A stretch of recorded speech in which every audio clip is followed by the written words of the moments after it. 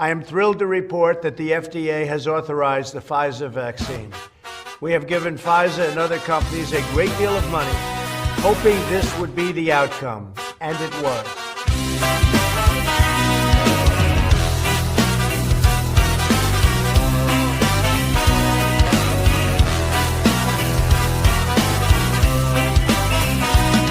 In the fancy clinic lobby with free coffee and a grin, they roll up your sleeve and say this jab's your new best friend.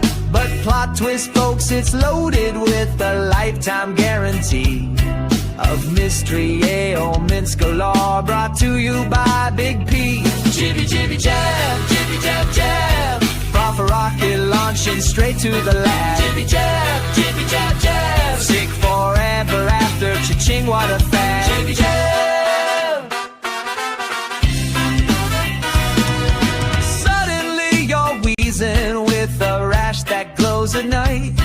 Your toes start tap dancing on their own. What a fright. Back to the dock you shuffle, wallet open wide.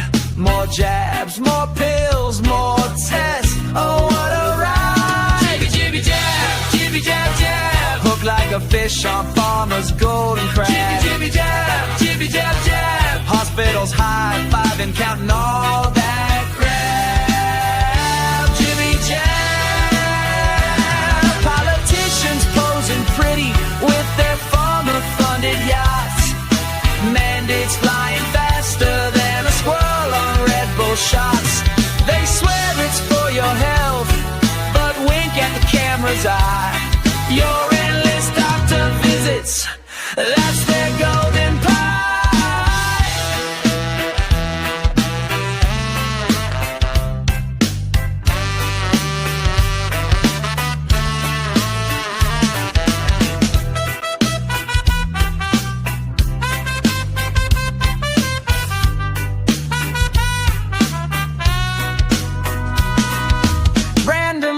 Shaking, can't even drive your car. Brain fog so thick, even forget where you are. Lifetime subscriptions to the sickness club elite, while CEOs toast champagne, dancing to the beat. Jibby jab jab. That shot's a money magnet pulling in the drab. Jibby jab jab. Rich off your sniffles, yeah, it's all a stab. Jibby jab.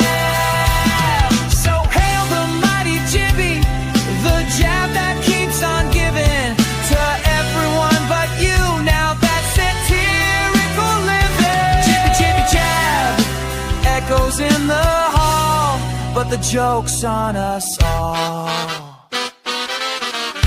And we can never let people forget where it came from and how it came. And look, I guess in a certain way, I'm the father of the vaccine because I was the one that pushed it. Brought to you by Pfizer. All right, and welcome back to Knights of the Storm. Yes, one vax to rule them all, and they're all going to that format. Anyway, welcome back. Today is the 1st of November, 2025, and we have Zoe on for part 2 because we ran really long last time. It's really good to see you, Zoe. How you doing? I'm all right. How's everyone else doing? Yeah. Well, Karen. Glad to be here. Thanks for having me back. Karen's struggling with a new monitor. Oh, yeah. I can't see the chat again unless I look on my phone. So sorry I'm looking down, but it really just drives me nuts not to be able to see the chat. I hope everybody's having a safe weekend on this holiday, some say, or whatever, however you feel about it. I hope you're having a good weekend. It's so great to see Zoe again. Oh yeah, Karen, or not Karen, Ashley, how you doing? Looks like you're taking notes already. I am. I'm jotting down some things for discussion, and I'm happy to be here as usual. Happy to have Zoe back again, and looking forward to today's conversation. Yeah, and the intro video, it's kind of a fun video, but it's also pretty terrifying because we get to see the real world effects of what happens to people. And I kind of want to talk about the medicine. I think Karen wants to talk about the medicine. we've gone from natural stuff, and Zoe kind of touched on that last time she was on, natural stuff that they compress into pill form. And this is, we moved into this kind of petrochemical type medicine. And it's important to note that everything's moving that direction. And now we're going even further. We're going into like man-made stuff like nanoparticle. And we'll get into all that. But I first want to knock out the verse of the week, right? So let me go ahead and play the soundbite and throw us up.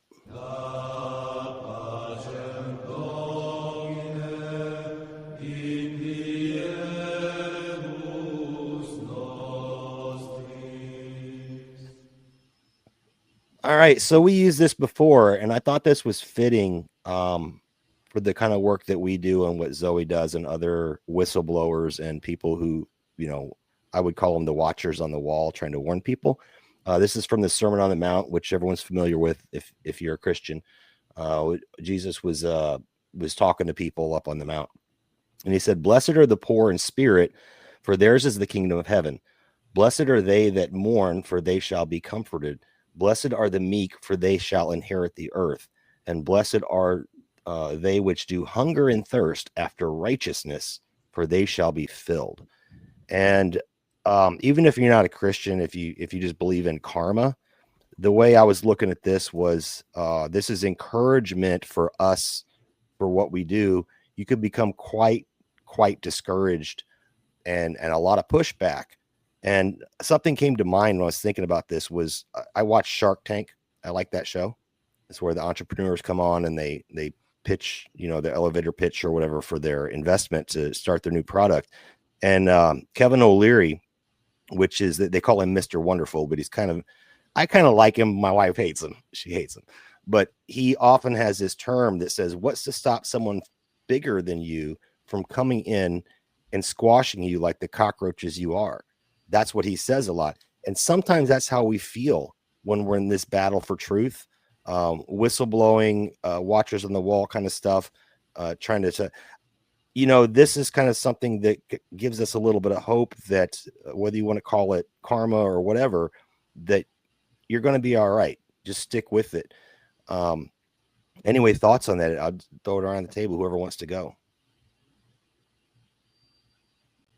Go for it, you guys. I'll go. Okay.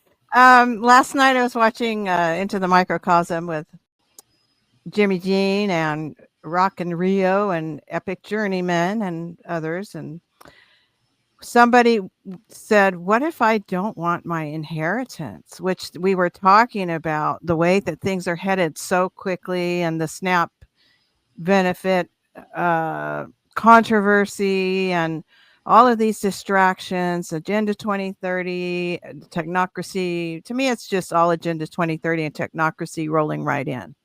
And everything we're seeing is to that end.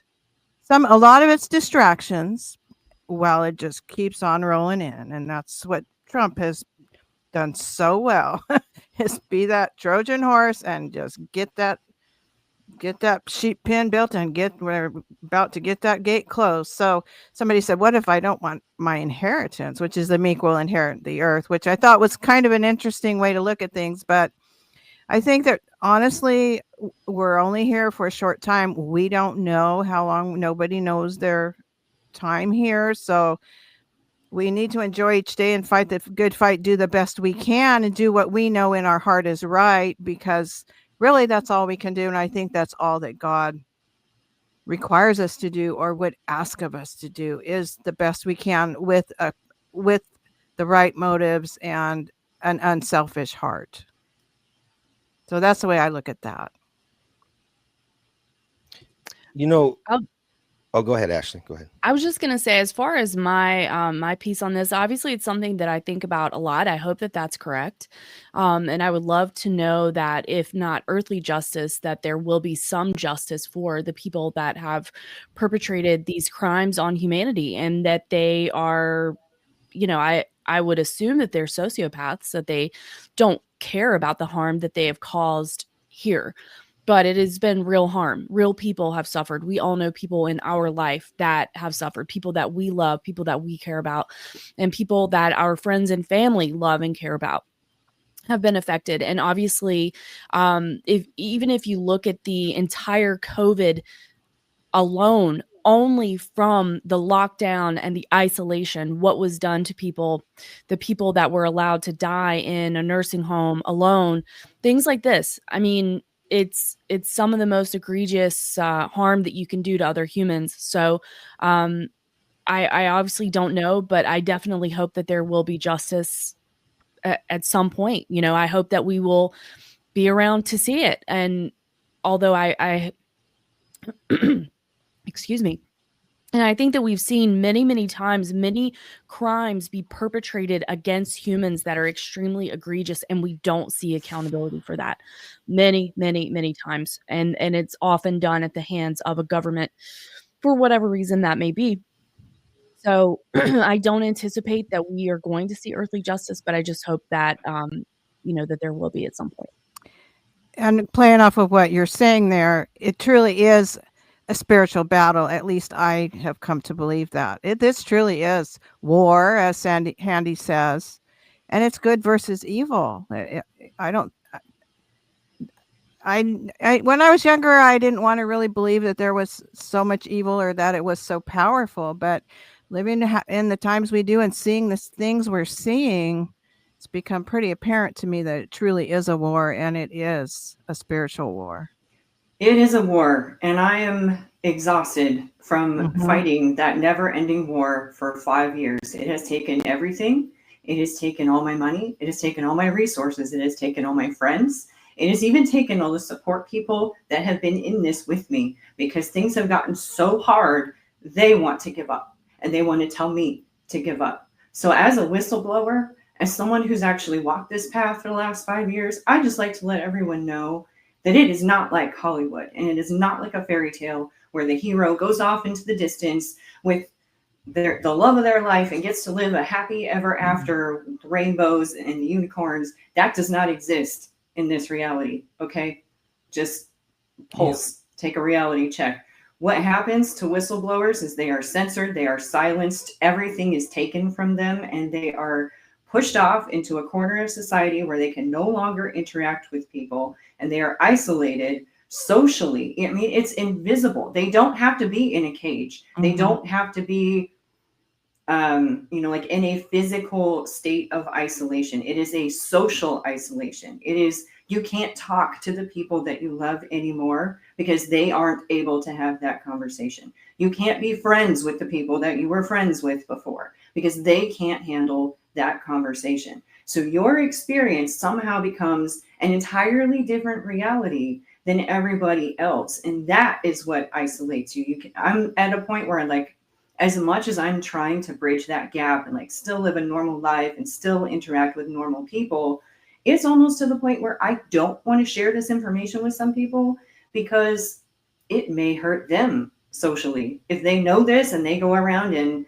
tell other people, like if you are, like I know someone who is getting a PhD at UC Davis, and that person can't talk about PCR, can't talk about germ theory, can't talk about what actually happened with COVID amongst the other academics. That will get you socially shunned. People inside of healthcare, they can't go to work every day and do this if they really understand what's going on. There's an exception. Like you're going to have a future guest here in a couple of weeks. That's a nurse that goes in and deals with this every single day. There's very few exceptions like that are still practicing in like a hospital setting anymore. So we have to take off the veil and realize that what we have been taught through Hollywood, through fairy tales, our entire life about how justice works, that is not the reality we live in. We need to come up with a new, paradigm of what we want justice to look like. Because actually, you're entirely right that there's been, and I write about it in my book, for over a century, our own healthcare institutions, the CDC, HHS, all of their underling organizations, every single one of them, for over a century, they've enacted eugenics programs on society, and they've experimented on human beings over and over and over again without any accountability. Everyone likes to point to the Nuremberg trials as that's where we were able to get some justice after the atrocities that happened during World War II. And even now, people are debating that. But let's just assume that we believe that that happened, because there are people who have tattoos from the camps. So I believe, I'll just say that, I believe there really were people in the camps that were enslaved and tortured and starved. And I think they've decided that since rebranding, since the World War II rebranding of eugenics and healthcare, they've decided to call it genomics and biometrics and biology, social biology, all of these other terms basically for social engineering. And they're still doing the same things, still the same institutions, from the same people, from the same families, with the same funding. And in the Nuremberg trials, they co-opted it and they made it look like it was a show. And they made everyone think that, oh, these people are going to get justice. But justice was not served at the Nuremberg trial. So when people call for Nuremberg 2.0, I don't think they really understood that Nuremberg was really a cover to make sure that those people didn't have justice was not enacted on them. In fact, the most infamous Nazi experimenter is the Angel of Death, Joseph Mengele. Mhm. And he actually escaped, just like we heard some people, your audience may have heard about Operation Paperclip, how a lot of the Nazis after America came in and basically like disrupted the camps and we won the war in Germany. A lot of the Nazi scientists were moved to America under Operation Paperclip to continue their studies. Well, Joseph Mengele was sent to Brazil, or escaped to Brazil, where he changed his name and then he moved to America, where he lived Dr. until Green. 1979 when he died, the year before I was born. So at least our lifetimes didn't overlap, but he was in our country. So I think people need to look into the justice system and really how it actually works, because that's one of the institutions that has been corrupted and controlled and used against us and continues to be to this day, because the COVID scamdemic, they made it legal. So for a long time, I had a hard time even saying I'm a whistleblower, because to be a whistleblower, the definition is you have to be saying this person broke this law. And you have to be able to cite what they did was illegal. Well, in order to claim legal whistleblower status, you have to, name a name and then, come up with documentation saying this person did something illegal. I know what the hospitals did was illegal. I know what individual nurses and doctors did was illegal. They murdered people. Murder is illegal. Even in any religious ideology, killing another person is not okay. That's a moral sin. So, and it was over material things, like there was money for the hospitals, it was a monetary incentive, and for the people executing their soldiers, executing it, it was about keeping their job. And if anybody didn't catch the first episode, that's what Zoe's a whistleblower to show how the system basically killed people. The protocol killed people, and everybody working doing the protocol was complicit with it, but And you're absolutely right. And I mention it fairly often, not as often as I would like to, but Operation Paperclip, I try to remind people that the same people that are in power now, and Ashley's big on this topic too, and we're talking about doing a show around this next week while Jason's gone. MK Ultra, Operation Paperclip, all those type programs, and we have a special guest that may join us. So yes, the people that we see in charge now, the same families. You hear the talk about the bloodlines.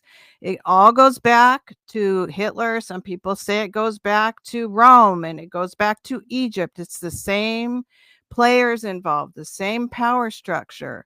And yes, Nuremberg, a few people, a few scapegoats lost their lives, but most of the key players, thousands and thousands, were brought to the United States. There was also, I learned this weekend, a program in Australia with a lot of the Nazis went to Australia. I know that Dr. Joseph P. Farrell says that most of the top figures came here, but a lot of the middle management type went to Russia, so that there were some who actually went there also. And I know some went to Australia. So these people are still running the show. They're very good at being covert and infiltrating, but you're absolutely right. The big pharma stems from IG Farben. It's the same these companies, Monsanto, they're Eli Lilly, these are the same companies that go back, and that really it wasn't that far back in history. And then MK Ultra, there are so many people that are affected by that I don't think we're even aware of the impact that has on us. So I always trace what's happening now back to Operation Paperclip, but it goes back even further. So I'm glad that you're aware of that, and we have to understand our history to have any chance of understanding what's happening now. Well, one of the things, so being, for your audience who maybe didn't hear the first part, being a whistleblower and understanding that while I was working in the hospital, these hospital protocols are killing people, and they're incentivized to kill people. When I realized that hospitals that were supposed to be healing centers had turned into killing centers, I thought, okay, they're doing this through I was a medical coder, and that system is called ICD-10. It's an international classification of diseases, and it is owned by the WHO. That is who administers it, and all of the member states have to use ICD-10 for all their vital statistics reporting. Vital statistics are all of the data that Palantir and all of these spy agencies use to basically to do social engineering, to track and trace us. It started with the contact tracing, and then it just, they added fuel to the fire, set it on fire, and gave it steroids and made it so much worse. So if you ever thought that contact tracing was bad on your phone, they're doing so much more than that. And the reason is, when I looked at that system, I realized this is a system they're using to incentivize murder. This is how they're hiding all the bodies, essentially. Bill Gates was caught, and I write about this, that Bill Gates was caught with a book called How to Lie with Statistics. Well, the ICD-10 system is a statistical system. And it is when you get up to the government, WHO, and even the CDC level of regulatory public health, even going back all the way a century to who created the ICD-10 system, because I wanted to know who administers this system, because they're complicit in it. They're complicit in murder. Whoever established this system, who was ever going along with it, whether they're taking orders from someone else. So I had to know. And what I found out was it's based in eugenics. The guy who invented it, his name is William Farr, and he knew Sir Francis Galton, the father of eugenics. He was taught by Sir Francis Galton in all the same clubs, in the Eugenics Society and everything. And he also worked in the Census Bureau. So on top of trying to study germ theory, because his whole thing was studying cholera. That was like the big epidemic at the time in France where he worked. It was called la grippe, and it was their word for the flu. And he was trying to figure out, well, how does the flu spread? How does cholera spread? And it actually turned out that John Snow's theory was correct, but William Farr was the guy who came up with 2 weeks to flatten the curve. He's the guy who came up with those statistics. From everything transfers through air, and you have to isolate people. He was the guy who came up with the curve. He didn't actually say 2 weeks to flatten the curve like way back a century ago, but he was the one who came up with the statistics that showed in every pandemic, epidemic, there's going to be this kind of a curve. He was the one who compiled the statistics that he used to show that, even though it was wrong, even all the way back when. So when I learned that, oh my God, the system that I've been using, that they have been using to hide murder from everybody and make it look like COVID, because they made it legal. I had to follow the rules, so I was following what was legal, and that's how they did it. To come to find out that it's based in eugenics, now I understand why hospitals became killing centers and why the vaccines were so dangerous, and yet every institution implemented it without exception. Every bit of the lockdowns, all the distancing, the kicking your support people out of the hospital so there's no visitors, they all did it universally. And they did it not only because of the Flexner report. That was the first part. So for people who don't know, way back in 1910, that's about when the report came out. So from 1900 to 1910, a whole bunch of stuff happened. Standard Oil was dissolved, and then Rockefeller figured out the trick that elites now use to this day. This is why we see the revolving door. Is he became the world's first billionaire by parceling out all of his little businesses, but he maintained control by putting people he knew that was loyal to him at the top. So then they listen to him and they funnel money to him, and he can still do social engineering through these institutions, even though it doesn't say his name on there. And that's what they all do. All his buddies in the eugenics clubs, they all do the same thing to this day. So the Flexner report was one way, basically the AMA at the time, which was also heavily steeped in eugenics. The guy who created AMA, I forget his name now because there's so many different names. David Starr Jordan, I believe, is his name.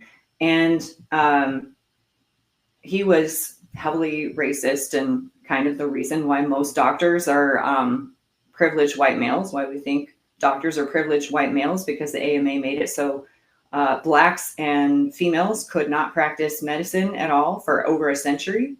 That all came from eugenics too. So when I learned that the system, okay, sorry, I'm getting off track there. So what happened, the AMA and someone named Simon Flexner, who worked for the Rockefellers, who worked for the Carnegies, who were involved in rounding people up and exterminating them, they all worked together to say that it was a problem reaction solution that happened way back when. And I say what's happening now with COVID is the Flexner Report 2.0. So the problem that they identified after going around different hospitals is they didn't like Western medicine. He had just created these pharma drugs, and he was famous for saying competition is a sin. Rockefeller Sr. So when Rockefeller Sr. found out he can peddle all these pharma drugs, he needed a way to do it, and he needed a way to get rid of the competition. So he funded the Flexner Report, which AMA had run out of the funding for. So they all partnered together because they all have the same goals. And the report says, any sort of non-Western medicine, any holistic medicine, chiropractors, naturopaths, and even Rockefeller used holistic medicine, spiritual healers. That's who the elites use to this day. They don't use Western or allopathic medicine. The same kind of medicine that they invented, they don't use it. That should tell you something. But then the reaction was people were triggered and went, oh God, if hospitals are that bad, then we can't have this. So we have to get rid of the quackery, that was their word for anything that didn't meet Western medicine. So they closed down all the schools and they jailed doctors if they didn't comply. And so fast forward to a century later, same families are in power, the same strategies are being used with the people in control at the top, and it's a revolving door. And now doctors are getting their license pulled and they're being jailed and their practices are being shut down if they don't follow the COVID ideology. Real quick, I got a couple things, and then I guess Ashley can pop in to comment. But you mentioned Gates, you mentioned eugenics. I actually have stuff on that today when it comes to food and mRNA and stuff like that. There's some interesting moves he's made recently, and I believe I know why, because it kind of caught everybody off guard, but I know exactly why, because you just laid out the playbook. It's planned obsolescence, destruction of your competition, after you have come up with the alternative solution. And that's what Gates's playbook is. It's the same thing, whether you're talking about fake food or you're talking about the green energy push and all this other stuff, because they're doing the opposite right now in every industry that you talk about. You're talking about the medical industry, but when you talk about the fake food industry and him being a eugenicist, and I don't want to get too much into it now, just remind me to come back to it because I have stuff on this. But one thing I did also want to note was that they went from trying to sell this new thing to people to now forcing it on people. That's where the big teeter totter, it's gone over the edge. It's gone over the cliff at this point. And if we get to the pet stuff, I think that that's going to show how they're going to sneak it in. I mean, we're talking about releasing genetically modified mosquitoes, ticks, stuff like that to infect wildlife. We're talking about vaccinating your pets with stuff that's not FDA approved because it doesn't have to be approved for human use. That's the kind of stuff I want to kind of get into. But my last thought was, we were talking about, just to kind of close off my last thing on the verse of the week. You had said it well. You get punished for doing what's right in your conscience. Okay. And there was a question that's tagged along with that Spirit of the Age had dropped in the comments. We still have to sleep at night. And if you're a person of conscience, we almost have to follow that conscience. Otherwise, we can't live with ourselves. We're not like these people, these sycophants out there that just want to make money and don't care about you. We actually have genuine love for one another, for humanity. So if we, I would love to just quit podcasting and go bury my head in the sand. And I've prayed about this, right? Maybe I should just stop because it's a lot of stress. It's a lot of stuff. Like Zoe's taken the brunt of everything for her work, but you almost have to do it if you want to live with yourself at night. So the question that Spirit of the Age has was, if people did want to support you and kind of lighten that up. Last week we talked about how you were debanked and you're trying to get your book out there. And I think your book was kind of like the linchpin that made it like, nope, she's erased forever. He asked if you had any solutions for that, workarounds, anything where people can kind of help out. Right. Not really, no. I have a mailbox no one wants to use. That's about the best I can do. So I do have an option to mail in cash and check. That's probably the easiest option. I have a donation page on my website. It's hard to navigate to on a mobile. I've worked on the mobile navigation. I don't know. I paid someone to build my website and it continues to not work. So I don't know what's going on with that. But when you're on a laptop or a pad, I think you can use the top bars to navigate, and there's one at the bottom. So I do have a donate button down there, and that will give you information on how to send in donations. I'm not really depending on donations. I don't think it's going to change my life. I'm incredibly grateful for the donations that have come in. They've made it so I could eat some days when I wasn't sure if I was going to be able to. So they make a huge difference, and thank you everybody for doing that. If I put up a donation page on my website, I get shut down that night. They do not want me to have any donations at all. I had a Give, Send, Go open when I first launched my book, and the very next day they shut me down. They said, you're not allowed to do this. I turned on a donation page on my website once, and I finally got it working. I didn't get a single donation on there, but I did get told you're not allowed to do that by my bank. So I finally found a different payment processor. I disconnected the old one and I connected a new one, and I set up donations through there. That was Square Payments. And Square Payments, I went on Grand Theft World. I think it was right after the last time I was on here. Yes. Very next morning, all 6 sales that I had were frozen. And I got an email from them saying, you're debanked. We're pending investigation. You're a dangerous or unsupported business. Basically gave me a policy like the community standards on Facebook. They just said, here's our policy. Go and look through it. You might have done one of these things. They won't actually tell me. I tried to email them back and do like an appeal. They wouldn't even allow me to ask a single question. They just, within 24 more hours, they're like, okay, investigation is closed, and our decision is final and there's nothing you can do. So then I tried finding a different payment processor. Either they want to tell me how to run my business, what I can sell, how much I can sell, who I can sell it to. And the fees have been so much that they've nearly bankrupted me. So I'm hesitant to do that. And then the other option is you got to scan your face. So that was a big holdup because I didn't want to do that. And you said this is a war. And I really do think that it's a war. And I think I'm at the point where I have fought for every inch of everything. And I'm to the point where I have to give a little ground in order just to stay alive. Because it's been a full-time job to keep my website up. It's been hacked. I've had bots attack it nonstop to the point where I can't even get in my email because there's so many bot emails from there. I had antivirus software targeting my website to where no one could get to it. I tried regular distribution, so I wouldn't be funneled into just one place for people to buy the book. And then those places didn't want to pay me. So it seems like no matter what I do, they find a way to make it impossible for me to gain any traction. I have a way. I'm taking a step back. I think I'm going to look back into regular publishing again so that I'm not the one taking the money to sell books directly, which is going to take money out of my pocket, honestly. It's going to be giving up half of the income that I could have made. And I will only see that money every 4 months or so, and they'll probably take a whole bunch of taxes out rather than being,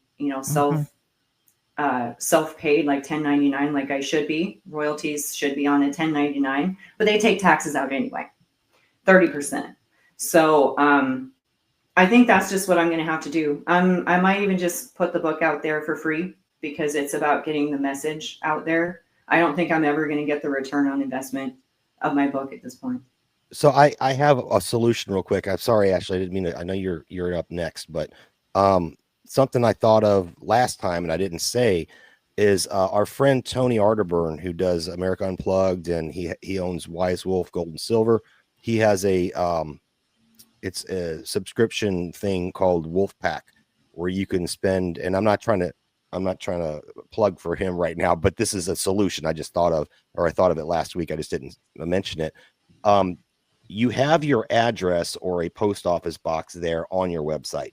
We can get to that. You can go to Tony, Wise Wolf Gold and Silver. Our audience knows him, so I know you know how to find him. A lot of people are customers of him. They do a monthly thing. You can do a one-time, right? So a one-time $50, $125, whatever the pack is, and then whatever the price of gold and silver is that month, he packages it up and he sends it, and you can have it sent to another location. So this is one kind of creative workaround. If you wanted to support Zoe and maybe be like, hey, here's a wolf pack, can you send me a book? That's one way, and you won't be taxed on it because in most states, about half the states, metals are not taxable. They're considered real money. I don't know what state you're in. Are you in California? I think you're on the West Coast somewhere, right? I'm in Oregon. Oregon. So I don't know about Oregon. I know Missouri here.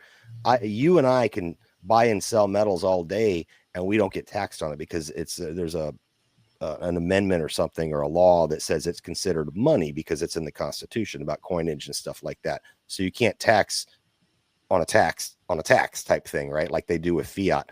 But I don't know. That's just one idea for the listeners out there. If you want to support Zoe, you want to tip her, you want to buy her book, whatever, maybe think about doing, and you don't have to go through Tony through Wise Wolf. Maybe you have a local place or something. You can just mail the stuff off. Just a thought.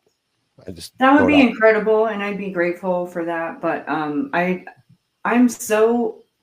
there's so few people who know about me, and everyone is strapped right now for cash that I cannot depend on donations to keep me going. It's just not realistic. So that's why I'm not really ever pushing for donations. I mean, if people want to, that's great. But it is not going to put a roof over my head regularly. It is not going to feed me regularly. So it does help, but it not in the way that you would think. It not like I would need like thousands every month to like pay rent and feed myself, and that I'm just not a podcast where that's actually going to work. I mean, if I could actually sell my book on my website and I was able to market it where I'm on a podcast once per month, or I have some other kind of marketing going on, then the way I had my business set up is the way to do it. You have to cut out publishing in order to make any kind of money on a book. Otherwise, it has to be all volume, which is why the only ones who ever make money are New York bestsellers. And that's why everything about book publishing is you want to get on the New York bestseller list. I'm never going to get on the New York bestseller list. I knew that coming out the gate. I just wanted to put my book in people's hands for the people who might be ready for that information to either confirm what just happened to you, if you're wondering, or to explain it to people who are open to the information because you've experienced something and you're not sure what you really just came up against and you want someone to lay it out for you. That was really why I wrote the book. So I do Spirit of the Age. I've chatted with you multiple times, and so shout out and thank you so much for the question. I really wish that we lived in a different reality where donations would help, but I'm just not one of those people where it's going to make enough of a difference to keep the lights on. So, Ashley, your thoughts? Well, I definitely have a lot of questions and some high level, but I feel like, I don't want to gloss over the personal toll that this has taken. And that was one of the questions that I have, because this is something that I have thought about listening to some of your other interviews, our interview that we had with you last time. And so what does call you to continue what you're doing? Is it the people that you've met on the way? Is it the people that are looking to you? Like, what about this? Because you have sacrificed everything for this, to try to educate, to try to help. So what keeps you going in spite of all of that loss? my conscience. I couldn't live with myself for what I was doing. I think I have the personal toll is PTSD. That's honestly what it is. When you guys played that video at the beginning, I couldn't watch. I couldn't either. It brought me to tears. I thought, like, I'm gonna have to take a break. And yeah, it is. I can't even put into words how awful it is, because people for years now tell me what happened to their family. Like, no one else in the world will listen to them, and I'm someone that will listen to them. And so they tell me what happened to their family. And I've heard so many stories. I could be the Vax bus. I could be the bus that people just walk up to and people tell you that. And there's something called moral injury that I'm learning about. Maybe Jason knows about this, because it's something that happens in the military a lot when you're ordered to do something that goes against your morals. And usually in the military, it's you had to kill somebody, or either you had to save someone and kill someone else, or, that there's an awful decision that had to be made. And since that's like the main job, I guess, that kind of injury happens to people in, but it definitely happens in healthcare, happens to attorneys sometimes who have to defend people against things that, maybe, puts their morals into question. And so it was my job to get the hospital money for murdering people. And there was nothing I could do about it. I mean, unlike the nurses and the doctors that were actually face to face with patients, I wasn't. The patient was dead by the time I opened the chart. So I couldn't drive down to the hospital, because I worked remote. I couldn't drive down to the hospital and break in and try and tell people, hey, they're killing your family in there, I'll help you break them out. I couldn't do that. I couldn't try and talk people into sign yourself out against medical advice, because that's a thing that you can do. If you're in the hospital and they're trying to keep you and you don't want to be there, you can sign out against medical advice. So I definitely recommend people do that. So that's really the personal cost, is just having all of these memories that it's like PTSD, and then it takes you back to, like, it's not really a flashback, but it takes you kind of back to the event, even though you're in a different environment. So it's kind of like a flashback, and that you're experiencing something that other people aren't experiencing, that they can't see. And every time I watch the Vax movie, or I talk with someone else who has been in it, and they describe even just one story of a person that went up against the hospital protocols and lost, or a vaccine injury, like the awful shaking. It reminds me how much bigger it is than me. And that's why I keep doing this, because it's not about me. It's not about my family. They did this across the globe, and they got away with it, and they're still getting away with it. And until I wake up, enough people that we can put a stop to this, or at least try and get healthcare. I would like to see healthcare go into alternative hands, away from AMA licensing, away from the WHO's control. A truly, like, back before the Flexner report, I want to set healthcare back to that state. And anything that I can do in my life that will help us get back to that point and create that in this timeline going forward. I don't know. I guess I feel like I was tapped, I was woken up, and because I have the ability to share this information, I will never stop doing it until we get to a point where they can't do this to us again, and until someone is held accountable. And I honestly don't think that people are going to be held accountable. I think I would really like to see that happen, and I'm working to see that happen through the courts in every way that I can. So I'm not going to give up the bone on that battle, but we may have to rethink of what we think justice would look like. And to me, justice might just be opting out of, because they have to use our money, our time, our bodies, whether it's healthcare workers or whatever, in order to have a healthcare system at all. So if we don't participate in it, it goes away. And I think that might be enough justice that I could sleep at night. So I don't know if that answers your question, actually. Well, on the military reference, I have a great example. I have a buddy, Zach. He actually refused the vaccine as well, paid heavily for it. Also made it to retirement by a thread. So same as I did, just by a thread. And we supported each other. We support each other throughout the whole thing. It was tough because they were hard on us. But Zach's a really good friend. My first deployment, we were he was basically sent out to be, we were bastard children of the unit. We were borrowed people, and they didn't want to deal with us. They just needed numbers of a certain amount of people of this rank to send, to be able to deploy. And so we were in Kandahar together, and all by ourselves, just me and him. It was just me at first, but then he almost beat up the first sergeant because the first sergeant was a piece of crap. They got relieved for sexual assault, by the way.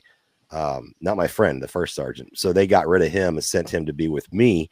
So we became really good buddies. We were battle buddies, I guess you could say. But his background was, he was kind of, he was a Cav Scout. If you know what a Cav Scout is, they kind of go out ahead. I mean, they're pretty much hands-on, more badass than the infantry. And a lot of stuff that he did as part of that was PSD, personal security detail for VIPs. And they would go out into, I think he was in Iraq before that as well. So we were in Afghanistan though, but he had gone out previous deployments and had to literally kill people. And this is a damned if you do and damned if you don't situation. If he had not killed those people, and he woke up one night at 2-3 o'clock in the morning, beating on my door, because he was having those PTSD flashbacks. He was crying, and telling me he could see their faces and on all this other stuff. But it's a damned if you do or damned if you don't, because if you didn't kill that person, then now you have to live with that your entire life. Then you have the survivor's guilt because your buddy got killed. So and I think that in the medical community, a lot of people were put in that same situation where you either go along. I talked earlier about, not podcasting and burying my head in the sand, but am I letting people get killed here if I do that? Am I going to have survivor's guilt from that? So that's I see all that related. It's definitely a PTSD thing, whichever way you look at it. Either you're guilty for surviving, you avoided it. That's what a lot of people take that stance. They're like, well, I'm just not going to take the shot, and I'm just not going to participate in society. I'm not going to do this. I'm not going to do that. Well, you know what? You're part of the problem then. I think, Zoe, I think you're part of the solution, and it comes at a great cost. So I just wanted to share that story because it's a really heartfelt story to me. It's something close to my heart that my buddy stood up and we made it through. Yes, we made it through. So we got that, the meek shall inherit the earth kind of thing, right? We both got our retirements. So sorry. Zoe, this morning I'm starting to understand about moral injury, which I guess that's the term for being put in that situation. And I mean, I have it too, because I did label cases as COVID and they got the bonus for it. And when patients came in with vaccine injuries, I couldn't code it as a vaccine injury. I couldn't even ask the doctor, even though I knew. And there's a process for that. When something's not documented correctly, you can formally ask a doctor, did you mean this? And I couldn't even do that for vaccine injuries. So I have the guilt of, I was in it and I had to do that too. And people, they isolate themselves, and it can actually drive people to suicide because you feel so guilty. It's instead like PTSD is usually rooted in fear because there was like a very fearful or scary traumatic event. And I have that too. But then the moral injury, it's a lot like that in that it causes you to like walk away from your family and distance yourself from things that you used to like and kind of like become a shell of your former self because you don't know how to deal with that kind of, you're battling your conscience all the time. This morning when I was re-listening to our last visit with you, I thought, my goodness, you've been through so much. You must have PTSD, and it's clearly you care about people. You have a good heart. You have good intentions. And so of course it's traumatic. And so many of us feel like we're the vaxxed of us. I'm sure you to more of an extent than we do, but most of the people here, I think, tried to warn people. And we've lost loved ones, or they're very ill, or they're infertile. So I agree. We do need to, I think that one way that we may be able to make some headway is one person at a time, setting an example, trying to come clean as much as we can as far as where we spend our money and how we spend our time and what we're feeding. Catherine Austin Fitz calls it coming clean, looking at your investments. What are you invested in? Is your credit card that you use? What bank is, which bank are you paying interest to? Those kinds of things. And but this is all trauma, and it does go back to moral choices, having a conscience, getting you to compromise your values. And I think that we've seen that even with video games, some of the video games that people have gotten so popular over the years, where you had to choose two choices and they were both slightly immoral. They both went against your moral compass. But if you were going to proceed in the game, you had to choose one of those paths. And I think that that's one thing that keeps, we all wonder, how can people do this? Why do people stay in healthcare? How can they do that? And maybe it's through the trauma and the manipulation and the grooming and the mind control of traumatized, the moral injury over time, and the shame and the dissociation that we have to make from those things that we've done in order to feed our kids or to to keep our job too. Like you are at this point are facing some dilemmas, things that you really don't want to do. But on the other hand, you need to survive.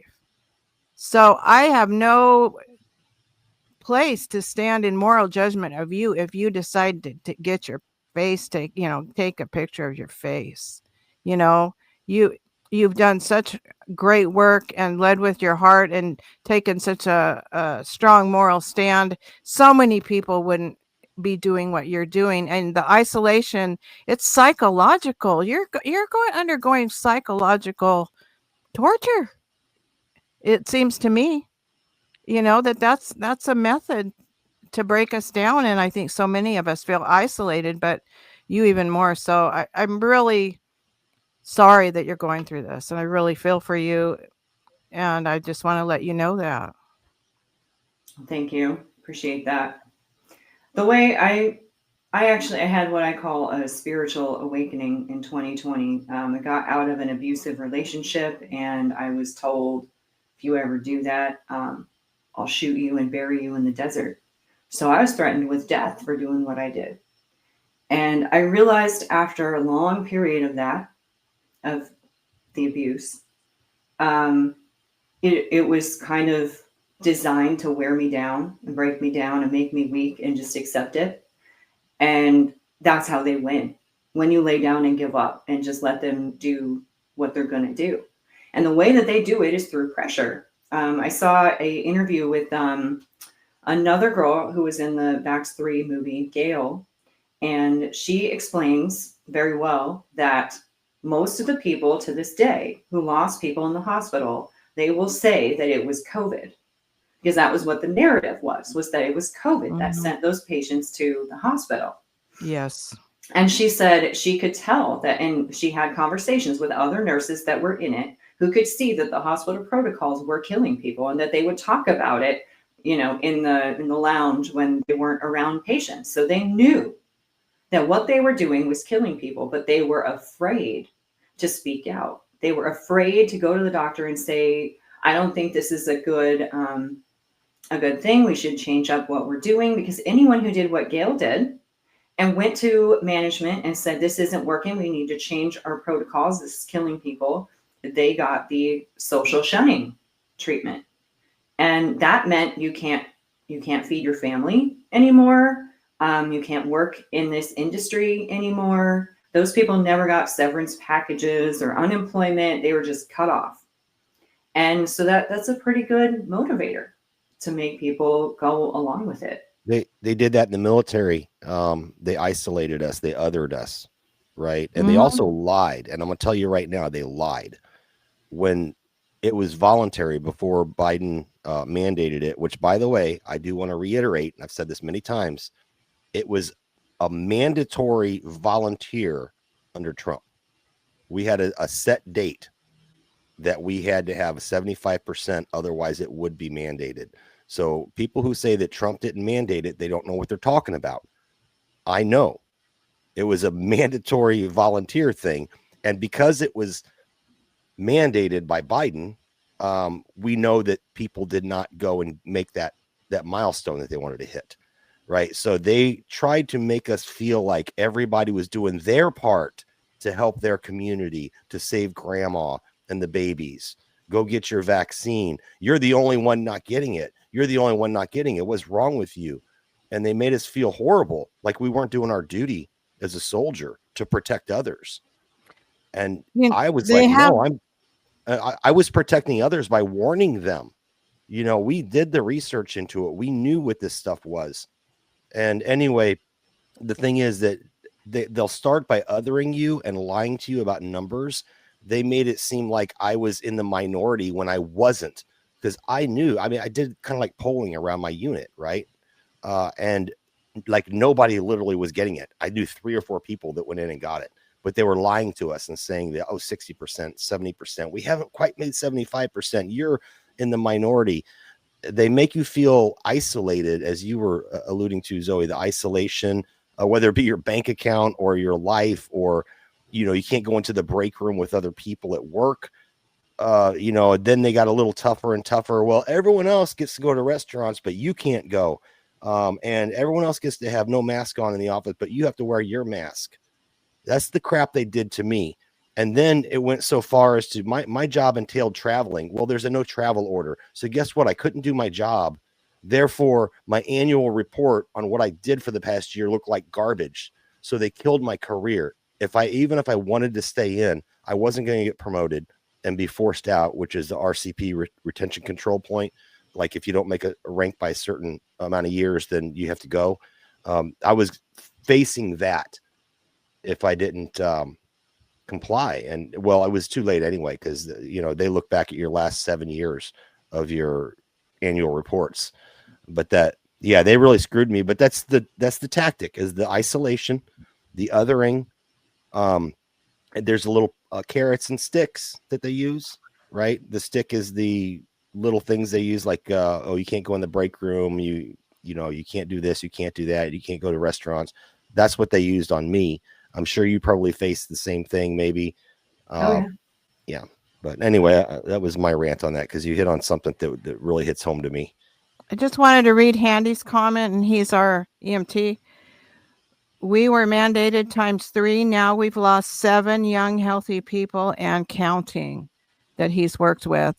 And we know that they know psychology very well. They hire psychological experts to train these people. Doctors or pediatricians are trained psychological training, how to coerce parents into vaccinating their children. There are training sessions. So the day that I sat on the Vax bus, Dr. Paul and his attorney were there speaking inside. I actually got to speak in between them, which I was super Dr. Paul Thomas.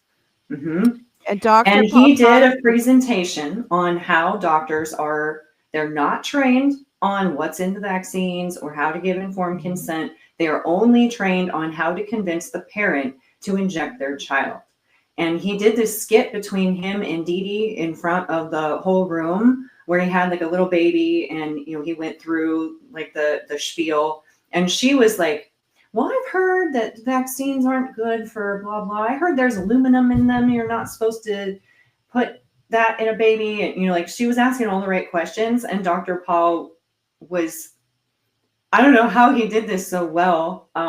But he, was saying all the lines like, well, you're supposed to get it. And it was really powerful, because he actually, he had like little syringe props and that he would put in the rubber baby prop, and he ran out of room on one leg, and Dee Dee is sitting there holding the baby, like making a crying noise and asking, is that normal for them to be crying like that? And he's like, oh yeah, it's fine. And then like injects 3 more on the other leg. And so it was just really powerful to actually like see from the outside how that visit goes down, and then to put yourself in the role of the new mom who doesn't know anything about vaccines, and you're being heavily, heavily pressured and gaslit by a physician, an authority figure, and told that you are a terrible, horrible person, horrible mother if you don't do this. I mean, it takes a special person to say no to that kind of pressure. Yes.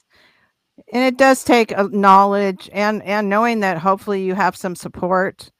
And when you're a new mom, you're exhausted, your hormones are out of whack. They know, like I said, they invest in psychological training and expertise. And I know they did it with us during all the COVID measures, and with Jason, in the military. My mom is a prominent citizen in her little town, and she was never mandated to take a vaccine, but she had to wear a mask because she wasn't vaccinated. And she's such an honest person that she felt like she had to wear the mask because she wasn't vaccinated. So after a year or two, when no one else was wearing a mask and she still was, she ended up getting the COVID vaccine because of this shame.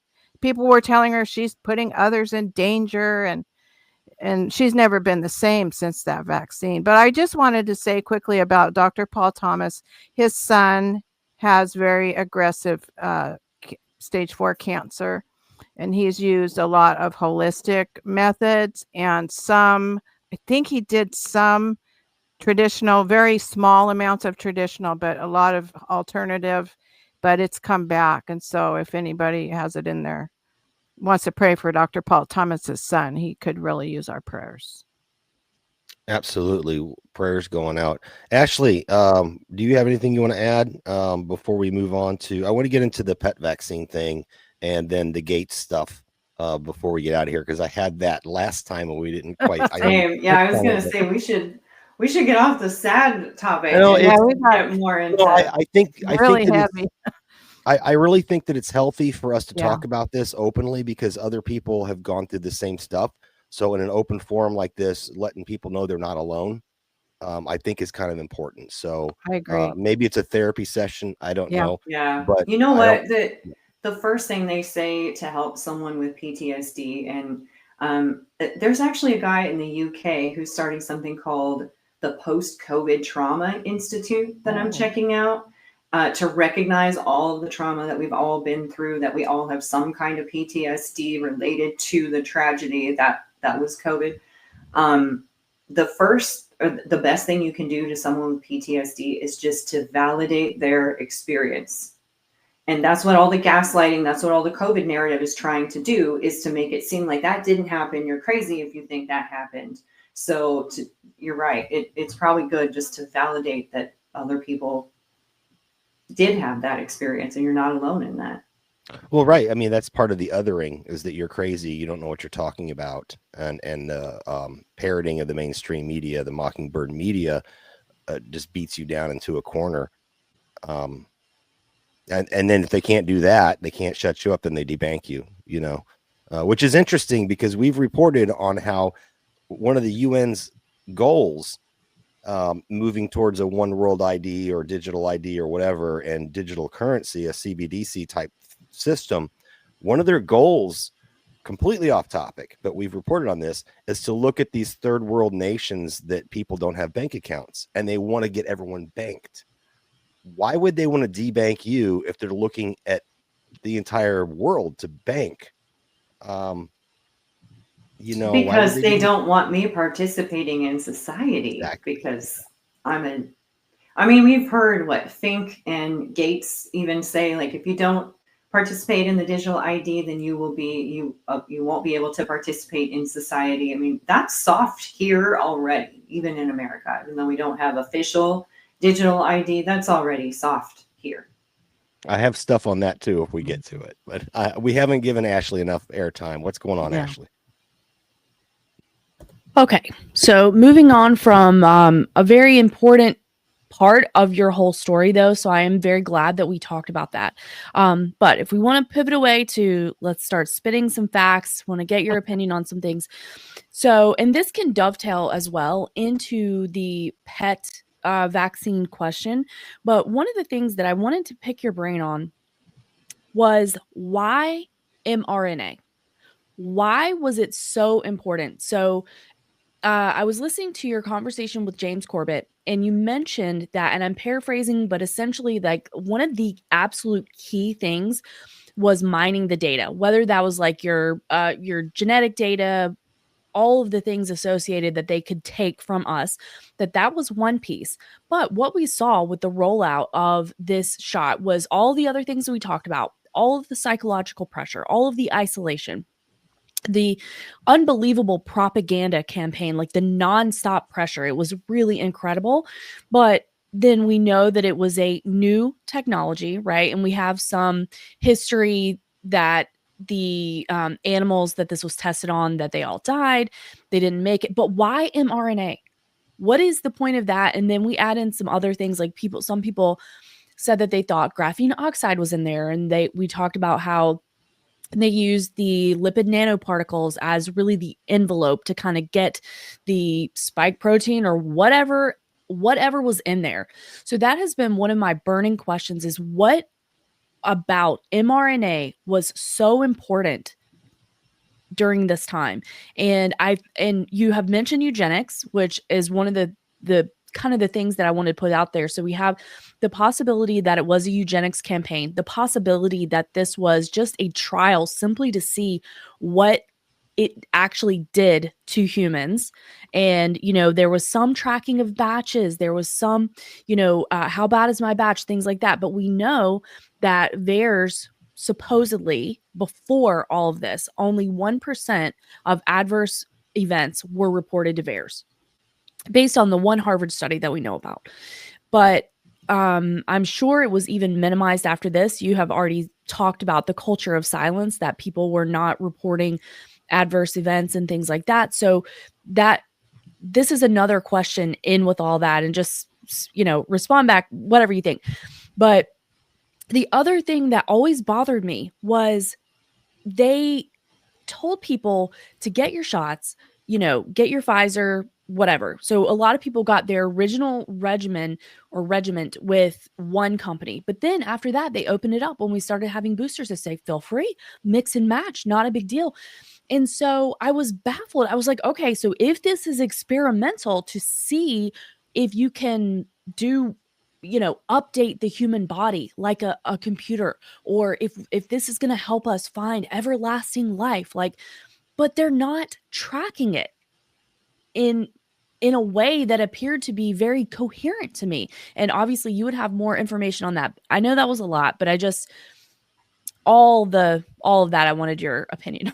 Yeah. So I don't know exactly why they chose mRNA. I can't claim to answer that, but my best take on it is so they were already heavily invested in vaccines, which I believe are part of a eugenics campaign. They already knew that vaccines were dangerous. They knew that it caused autism. I mean, it wasn't science that they are doing when it comes to vaccines. None of the clinical trials were set up for any vaccine as a actual clinical trial should be. There's no proper control group. They compare a meningitis vaccine to another vaccine, and they call the meningitis vaccine a placebo because they say that you can't compare a placebo to a vaccine because it would just show that the vaccine has all these problems. So you have to compare, which is not science. So these people are expert at pretending to be scientists. I mean, these are literally the definition of mad scientists. They do not understand science, and they're not following the scientific method. So that said, when we got to the COVID shots, the reason why I think they went for mRNA is because they had PCR established to where they can get people's DNA using the PCR test. Because they didn't actually need to use the PCR test. I think they implemented it so they could actually track every human being. So when the CDC said you have to send this code to a gene bank, I think that was to measure their eugenics program, to see how much DNA damage did this mRNA injection do to this individual. And then they can compare, well, out of ethnic groups, because we know part of Operation Warp Speed, they were targeting ethnic groups. And now I'm starting to hear that the Ashkenazi Jews are less likely to get COVID. Like they're the most immune to the bioweapon that they call COVID, which I don't even know if anyone even knows what exactly that is at this point. There's a lot of people that say there was nothing and it was just the flu that got recharacterized. But I think there were two things that kind of coalesced to make mRNA the big push. Partially that they could collect our DNA information so they could tell, are we actually affecting that ethnic group? Are we affecting that individual to a point that it hurts their health to the degree that they were going for? I think that was part of it. And I think the other part was that they were trying to get to this point where they could have a platform so they don't have to do clinical trials and they can just push out vaccines as soon as possible. So the AI and technology is now at the point where, because most of this gene collection, which is what people don't really understand, it's done by AI. You cannot do a gene sequence without AI to help you analyze that sequence. It's not like anyone's looking at it under a microscope in a lab and they're like, okay, this is the A nucleotide and the G nucleotide. They're not doing that. It's on a computer. So I think with AI being how it is, they have enough genomic data on us as a human species. And it's not just humans either. I've In my bird flu special, I said they're monitoring all forms of life. So it's not just humans, but there's definitely a concentrated effort to monitor human genetics, which is a term that they actually used to call eugenics, and they retermed it after World War II, genetics. So even just that term, genetics, and studying that. And in China, it was the Human Genome Project that was trying to isolate and figure out all of the genes that make us human. Well, they merged in and became BGI in China, which is the biggest biotech company there. And all over the world, they've got these gene banks. There's another one called Datavant that I write about that I believe some nefarious ties to people who own that gene bank as well. So I think between the fact that they had a way to measure any difference in our DNA, whether that's epigenetics or genetics is kind of another story. Epigenetics is the study of how the genes are expressed. And I think that's actually what they were going for. I don't know at this point. You know, there's been some studies that have shown that the vaccine gets into the chromosome of the female. And I've seen some rat studies that say that 4 generations down the line, the spike is still there. But again, that science that I looked at before, and I haven't seen all the studies, so I don't want to like make a blanket statement. But from what I have seen, they're using a PCR test to say there's a spike. But they're not using the PCR test to say, I've got part of the gene sequence. Let's do the whole sequence and then compare that full genetic sequence to another full genetic sequence. And they're not doing any independent correlation. Like the guy that got offed, he was a pathologist out of Germany, Dr. Arne Burkhardt. Yes. He did a really long, drawn out process when he did his autopsies. Yes. And he was doing immunofluorescence staining in addition to the PCR. And you can tell from a tissue sample level that there is inflammation and there's definitely something happening in those specimens. I mean, that's where he got the slides that shows like the testicles of the male. And he was famous for saying, if I were a female of childbearing age, I would not breed with a male that had that going on. He's the guy who was famous for saying that, but he didn't make that based on a PCR test. He made that based on analysis of the tissue itself. So there's definitely something incredibly cellularly toxic. And I think they could easily test that in a lab. You know, they could squirt spike onto a cell culture in a lab and easily see that it caused damage. In fact, I just heard somebody else say that when they were doing studies on the spike, they could inject, like when they were doing animal studies, they could inject a spike directly into the tail of an animal and it would cause them to have a heart attack. It would cause their heart to explode. I think that was Dr. Hadlick, who just got fired from HHS, that said that. So I think it was kind of both. They're trying to monitor how much damage they can do and see, because all of those gene banks, they all say the same thing. So whether they're able to do it, how they say they're able to do it or not, I think their goal is to try and come up with a vaccine or a therapeutic, a bioweapon of some sort that can actually damage people based on their individual genetic makeup or their ethnic makeup. And when you think about psychopaths and the kinds of things that they might do, this is the kind of thing they might do in a wartime situation to take out an enemy. Mm-hmm. And to get around the regulatory pushback and the amount of money that it would take to come up with all these new things and the time that it would take for them to go through all those hoops, it's clear that COVID, part of it was to take down all of those walls. So I think creating that platform so they could say, oh, we already tried this one vaccine, so now we can just roll out a whole new line of them because we're using the same manufacturing process. And PCR is the same thing. It's a manufacturing process. Yes. All they have to do is change out one of the variables. They needed the emergency to break down that wall they couldn't get past because they've never passed any kind of testing ever with animals. And as soon as they had the EUA, All these other things, that's what I was going to get into with the pet stuff. If we get there, we don't have to get there necessarily. This is a great organic conversation, but how much other stuff we already actively have mRNA going into our swine right now for African swine flu, which there has never been one case in this nation of African swine flu. So why do we need to vaccinate? There's actually been mRNA being injected into swine since 2018. Oh, wow. I didn't know it was that long. Yes. I know that the chickens for the bird flu, and we've covered bird flu. Geesebusters, who's in the chat, shout out to Geesebusters. We've talked about the bird flu nonsense, and they're pushing that. I don't think it's approved yet, but it's in testing. And then for the cattle, and they're also doing it for fish, for salmon. I have all this stuff, and we've covered it before. Karen and I have. Yeah, but you're so dead on, Zoe, when you say that they needed the emergency to get past the wall to open the floodgates. Why mRNA?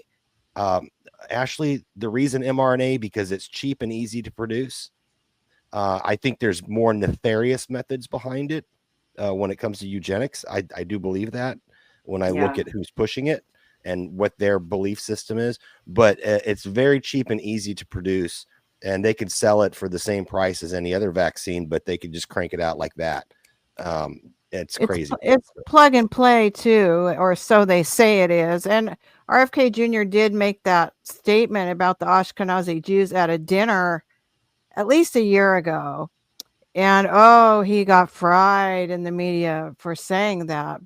But he did say that, studies show that Ashkenazi Jews genetically tend to be more immune or less to have less severe symptoms with COVID. And then also Dr. Juliet Engel, who is an MK Ultra survivor, one of the first children put into the program. And she did go to Russia and lived for a couple decades and was a doctor there and helped reform the OBs, the obstetrics wards, and make them more humane and clean, and really just do a lot of good things there. And also she helped intercept a lot of child trafficking victims. But she said that Hitler or the Nazis were testing with mRNA during World War II or before, and they knew it very well to be poison then. So yeah, I don't think they were using it because they thought it would be helpful in any way, shape, or form.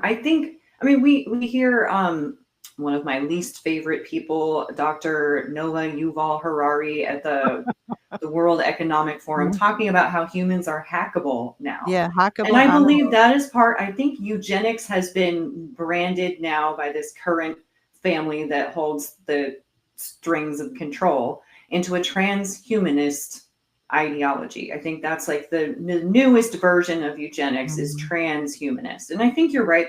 Maybe they're trying to find a way to live forever, but they're also trying to find a way to take the rest of us useless eaters out without us knowing it. And I think controlling us from the genomic level would be their best way to do that. They've shown that there are studies where they can change a protein, like they can inject a rat with a protein that will change their behavior. They were trying to use fluoride in the camps to change people's behavior, to pacify them so people wouldn't fight back. And, they literally think that humans are hackable now. Whether they can do it as they say they can or not, I think that is their ideology, how the framework that they're using. And I think that is their end goal, is to try and control us from a genomic level. And I saw a video from Dr. Dolores Cahill early on during this pandemic. And part of what she said turned out to be true. The other part I can't prove, but it may still be true. What she said was people who have been injected with the vaccine, their body is going to be continually making the spike. So it's going to be attacking themselves, and it's going to manifest as sepsis. And it's going to shut down people's organs, and they will end up dying within 3 days to a week. And that's exactly what happened. The worst of them, even what I said on the Vaxxed bus, the worst cases were the sepsis cases. And there were so many of them. And no one would say, oh, it's sepsis, like on the surface when you were like I'm sure if you were walking around the hospital and you were to hear doctors and nurses talk about what was going on just in a general way, they wouldn't have said there's a sepsis epidemic. They would have said there's a COVID pneumonia epidemic. And the COVID pneumonia is the cause for the sepsis. So they wouldn't have used the term sepsis. But what sepsis is it's supposed to be a systemic infection of the entire body that causes your body to shut down. But there's another very similar one, and I think that's actually what was happening to people. It's called SIRS, Sudden Inflammatory Response Syndrome, and it has all the exact same symptoms of sepsis. It's almost completely undecipherable from sepsis, except for when it's SIRS, you're not expected to have an infection. But when it's sepsis, you're supposed to be able to culture something out of the blood or whichever infected organ. Check. I mean, if it's sepsis, you should be able to get out of the blood because it's all over, right? But that wasn't happening. None of the cultures that we did on the patients that had sepsis with COVID pneumonia ever came up positive for any viral or bacterial thing that we could grow in a lab. Not a single one of them, despite the official advice that said anyone who has COVID, very highly likely that they will have co-infections with other kinds of infections. So if that were true, then we should have had all kinds of bacterial pneumonia, but we didn't. Not that they were doing all kinds of cultures. They were just doing the PCR test primarily, but there were some doctors that were trying to actually treat patients and actually did do the cultures and could not find a source of infection, which means to me, it was a toxin that caused these people's bodies to shut down so quickly. Yeah, I agree. Dr. Paul Merrick, he has a tried and true protocol for sepsis. I'm sure you've heard of it. He uses IV vitamin C, high dose hydrocortisol, and thiamine, and it works really well. I wonder if that would have helped people, except that he wouldn't have been able to use it probably if it would help. They weren't. The only thing, they weren't giving steroids anymore for the massive inflammation that people were experiencing.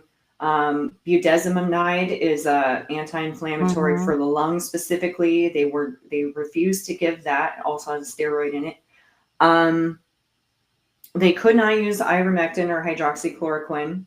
They were just using remdesivir, and they weren't even using antibiotics anymore. Like they stopped using all of that. So it was just remdesivir, and then what they call like supportive treatments would just be fluids and whatever other drugs. I mean, even the protocol to walk someone up to being hooked up to a ventilator totally changed.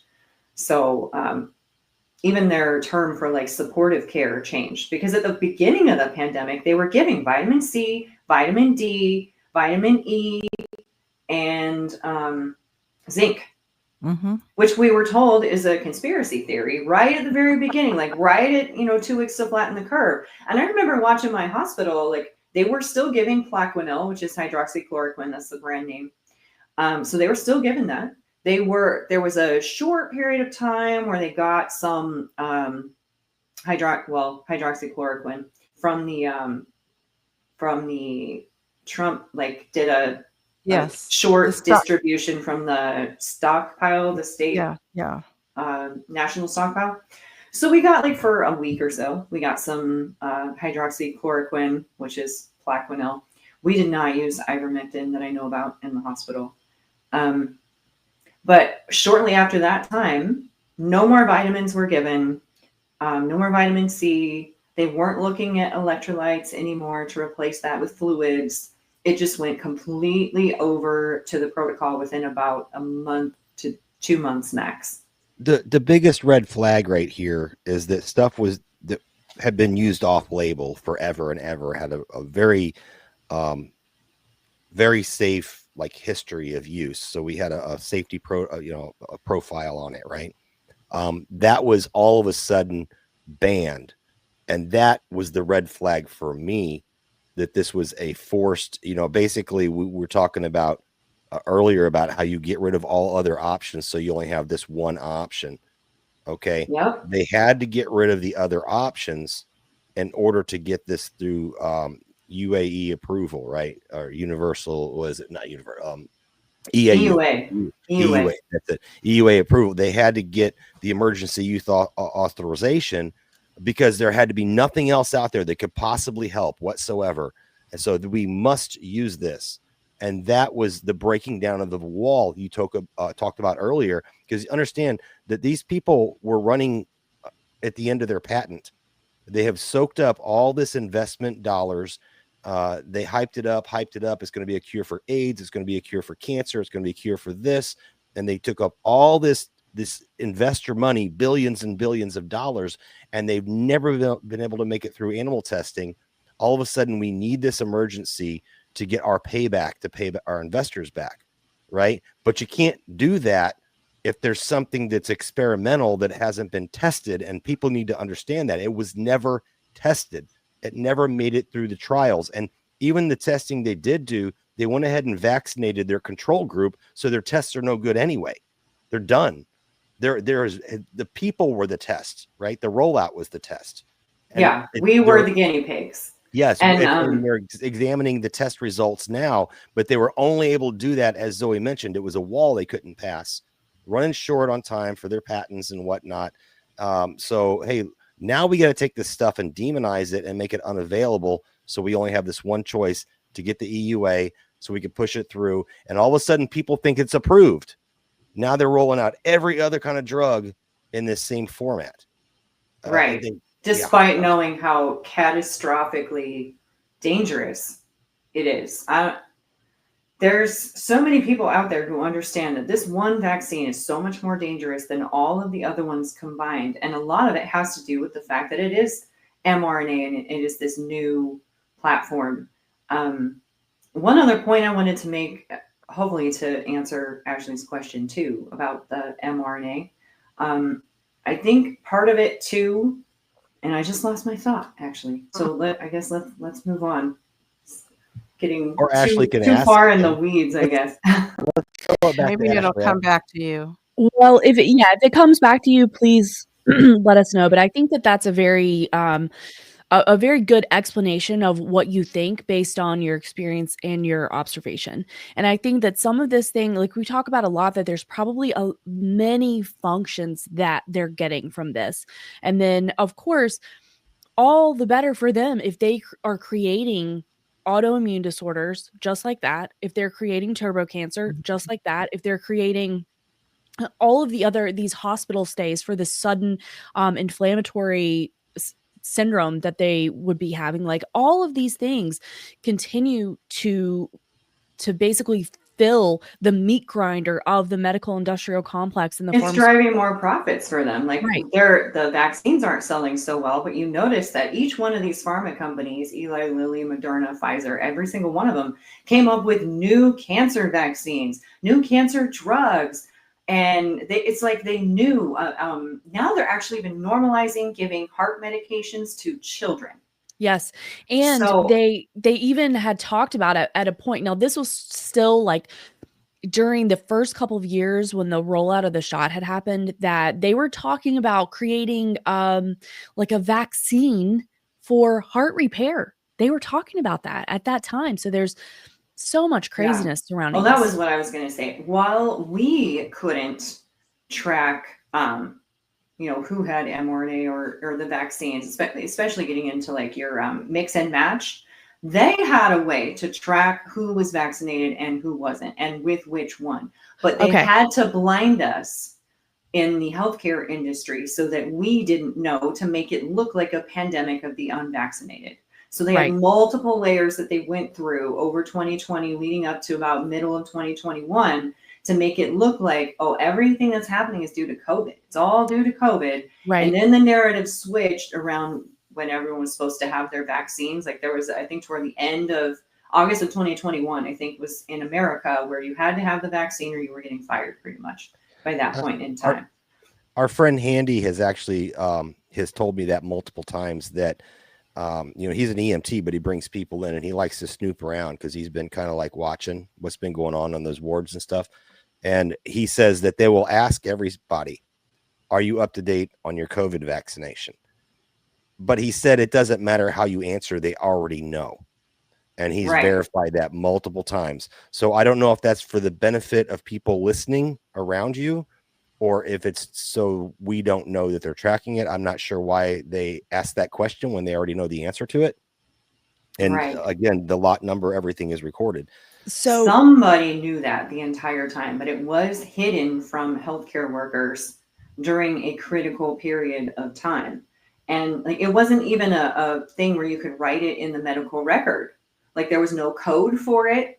And there's some people that went on the Vax bus that said in EPIC, which is the medical record systems, the name of the program that they use, that there was a drop down button, which most intake staff, ER, urgent care, labor and delivery, they're going to have like questions that they're prompted to ask you about your medical history, your family, your name, your insurance, all the basic stuff.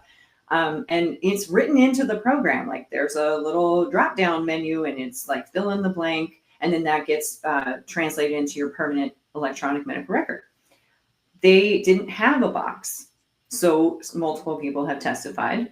And I did not see it in my career. So if this happened, it wasn't until after I left the hospital. They did not have a code or a way to actually document that people were vaccinated. So the drop-down menu said either unvaccinated or partially vaccinated, but there was no fully vaccinated option. So even if there was a way for people to know within healthcare, and I do think that there was, because in California, they have a digital vaccine record already. They had a yellow card system. Every state has a vaccine registry. The CDC has a vaccine registry called IIS. So yeah, they at the regulatory level, at the WEF level, WHO level, they all knew who was vaccinated and who wasn't. And it's absolutely not science when you mix and match a brand. That just tells me it's all about just getting vaccinated. It's not about science. It's scientism. It's an ideology. I think it was more about, how do we pressure people into accepting the vaccine? It doesn't matter which one they get. And then I think through the monitoring with the PCR test and the gene banks, they were able to have like another way to tell who got a vaccine, how much, and which one. And I think that's a really, really good point. And part of me too thought that there was an experimentation or an experimenting element of letting people mix and match. What do they choose?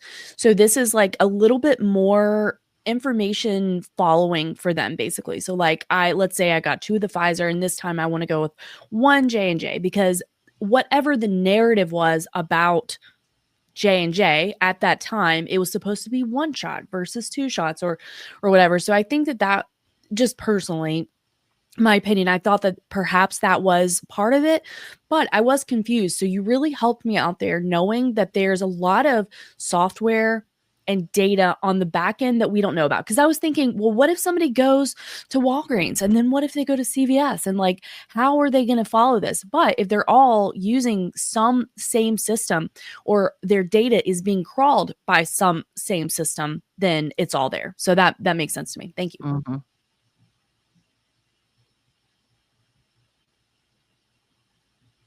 Oh, okay. Well, I don't know if anyone has anything else on this. I know we just been going off the cuff. It's pretty good.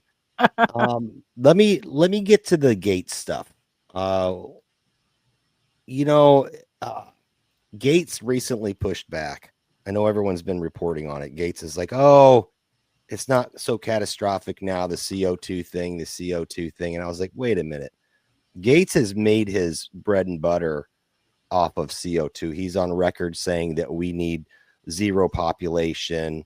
Well, I mean, that's the math he does on his TED Talk, right? And he says if we do a good job of vaccinations, we can get there.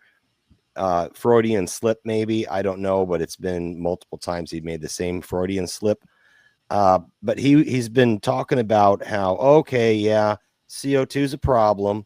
We're going to genetically engineer cows, which I actually had a story. I don't know if I actually have it here. feeding cows stuff to make them fart less or burp They're less. dropping dead from that, Bovair. Yeah, I seen that. And, anyway, I'll just say that why is Gates now, after he's made so much money on this climate change stuff, moving back from it? Okay, and I have a theory. I want to get y'all's thoughts on it. So first off, let me just bring this. I'm going to share some stuff on screen. So this is the Bill Gates farmland, which, by the way, all throughout this climate change nonsense and COVID and whatnot, he's been buying these up with shell corporations, hiding it. Okay, you shouldn't have to hide what you're doing. That is a tax financial nightmare to do that. You would only do that if you're trying to hide something, right? So he snatches up all this farmland, and we've speculated on this before, like maybe he's going to be growing the food for the elite, that's like the pure food. Maybe he's using it to grow for his appeal stuff that he's spraying, which is completely non-green if you go by their own arguments, because you're going to spray some food extract on something to keep it fresh longer. But what happened to all the food that you grew to get the extract, right? That's going to decompose. So it's completely a waste. But let's see. Talking about changing our food. I'm going to try and make this quick. Oh, by the way, McDonald's French fries, carrots, onions, all the foods that come from Bill Gates, and it talks about all of his foods. So let me bring this down. So this is my thought. Let's go off the cuff on it. Bill Gates makes this carbon thing a problem. A lot of people go out of business. He snatches up the farmland, right? And now he's growing stuff. We've already reported on how they're trying to grow the mRNA in food. And even if you're talking about beef and, beef and pork and whatever kind of farm you're running, we have all these injections, mRNA. Is it possible that Bill Gates now wants all these regulations that have crushed small farms, which allowed him to pick up all this farmland, now he wants those gone so that he can then push that into our food supply? That's the question I want to field. Get y'all's thoughts on it. I know it's speculation, but if you look at everything he's into eugenics, he's into depopulation, he's into vaccines, he's into mRNA, he's into buying up farmland, which is counterintuitive to his ideas of carbon, climate change stuff. Now he's reversing his opinion on that so that he can unleash the beast after they've consolidated our food supply, right? I can't figure out why he's backing off on it, other than I recently saw that his Impossible meat is not selling well. And so he's not getting his return on investment. But I've always thought, so one of the things in my chapter 6, in my book in chapter 6 that I talk about is Bill Gates and his family's past, but also Rockefeller. And what a lot of people don't understand is Rockefeller was responsible for capturing the education in America. So they didn't just capture Western Health and all of the public regulatory agencies. They also captured created something called the General Education Board, much in the same way that they created the Federal Reserve. Almost like they had a formula. I even make this statement, almost like they had a formula for creating a captured agency. And that's how education in our country, including farming was a big part of it. Rockefeller actually had test farms where Blacks and plantation owners from the time could go and actually learn how to use Rockefeller chemicals and farming equipment. That is how we got industrialized farming in this country, was Rockefeller. And Rockefeller and Gates, their families are like this, and they have worked together on multiple projects. And so when you think about how Rockefeller took over farming through education, through training, through the industry, because now what is wrong with farming, speaking as an environmentalist, I grew up as a tree hugger, And I always thought that farming was a problem because that's the Kool-Aid that they were trying to get me to drink, is that, you know, humans are bad, and it's a whole eugenicist mindset that they walk you down through. But the problem that really is with farming is monocultures, and all of the equipment that we use degrades the soil. They don't think about soil health at all. And using their chemicals actually makes it far worse. That's how we got E. coli, is using Roundup in the soil, which causes the bad kind of E. coli to grow. And that's how it actually gets in cows. It's not that cows are inherently dirty and dangerous, or pigs, or the processing of them. It's actually the environment that they live in and what they're fed and what they eat. So, I mean, Gates has already been involved in screwing up farming and making it what it is. And we're already to a point where if we're going to survive, we need to get rid of industrialized farming because it is destroying the environment. And we need to go back to more homesteads, smaller farms, not monoculture, but like mixed cultures that actually honor and respect the nature of the soil and try and enrich the soil, because that's how we all get healthy too. So it's a whole circle. I think Bill Gates is moving into this mRNA space. I think he got the land, which is very much like the Rockefeller formula for taking over farming. And he is the only one, or one of the few people, that is going to be able to have the funding to make these giant vats that are going to be making this meat protein. So I think he's going to have the farms. He is going to have some sort of input from animals or from vegetables. So I think there is going to be some farming, but I think it's going to be done in the eugenics, transhumanist methods, not organic, traditional methods. So I think he's going to be growing the spinach with the mRNA in it. And I think tobacco and tomatoes and lettuce, they've already figured out how to put mRNA in those. So watch out for those, because it's not going to be labeled. And now he's injecting it into animals. I think he's going to take it a step further. And I think because of the whole carbon thing, because farming is bad, he's going to outcompete all the rest of the farmers by creating all of these vats where he can then make this, fake chicken meat or fake beef. And he's already doing it with shrimp. I want to throw one more thing in there real quick, not to cut you off, but I'm cutting you off. But one other initiative he's doing, because you talked about competing, and he's walked back the carbon thing, which benefits his farms, right? Now that he's acquired all this farmland. But one thing that he's also involved in is carbon offsets, and he wants to grow and bury trees. And that could put him in the lead as far as being able to compete with people, because his carbon credits, he's got a positive on the carbon credits.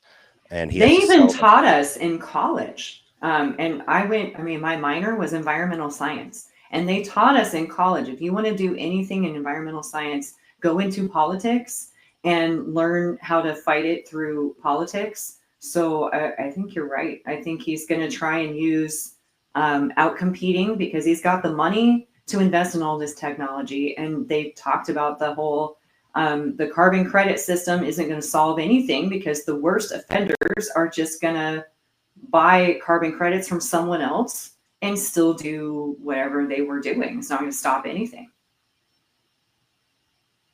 Right.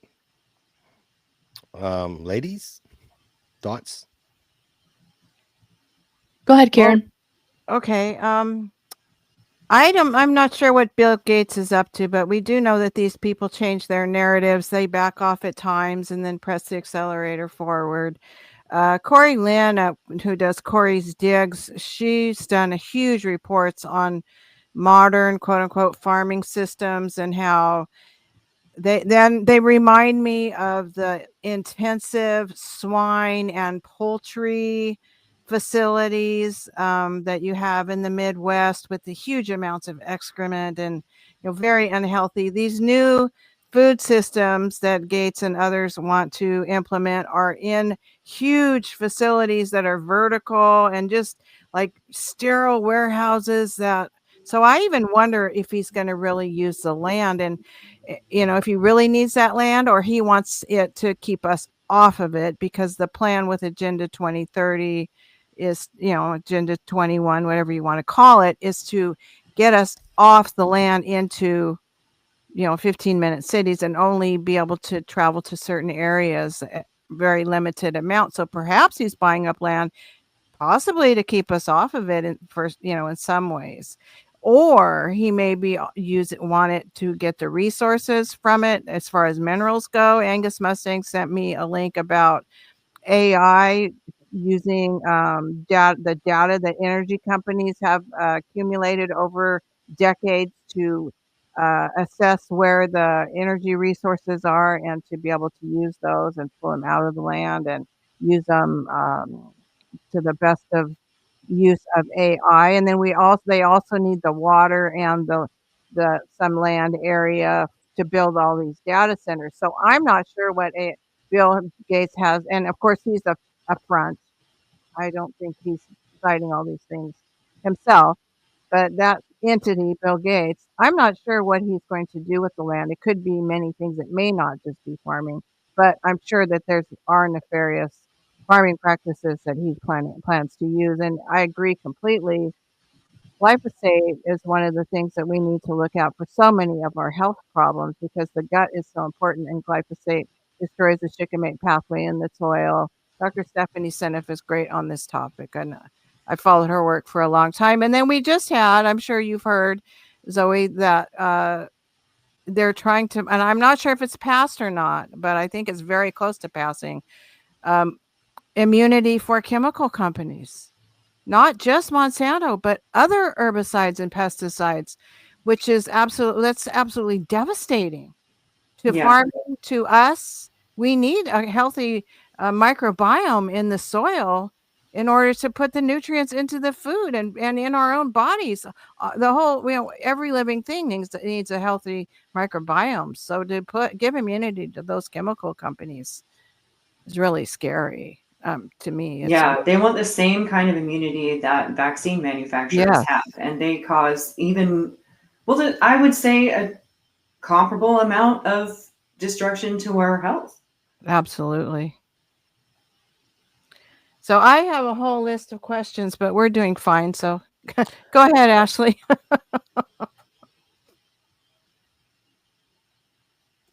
Okay, I didn't just depending on where we're headed with this, I know that Jason wanted to talk about the pet and mRNA situation. So we can touch on that. I also have a lot of other things that we could pick your brain about, but Jason's hosting, so which way you want to go? No, you ladies go ahead. The pet vaccine, that could be a whole other show, I'm telling you right now.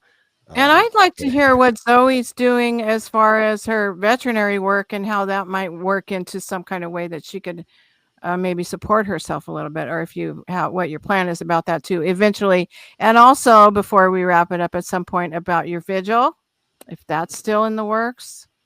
Yeah, the vigil is still in the works. I need to set up a meeting with my team and kind of regroup, because had so much problems with the website and everything. I think we kind of took a step back from it, but we're still planning it. It's still going to happen.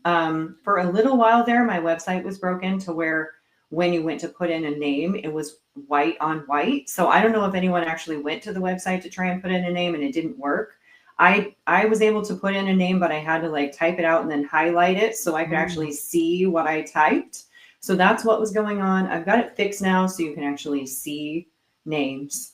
And I had an idea I'm going to have to discuss with the team too, because there are so many unborn babies that are dying. There are women having miscarriages, and then even full-term stillbirths.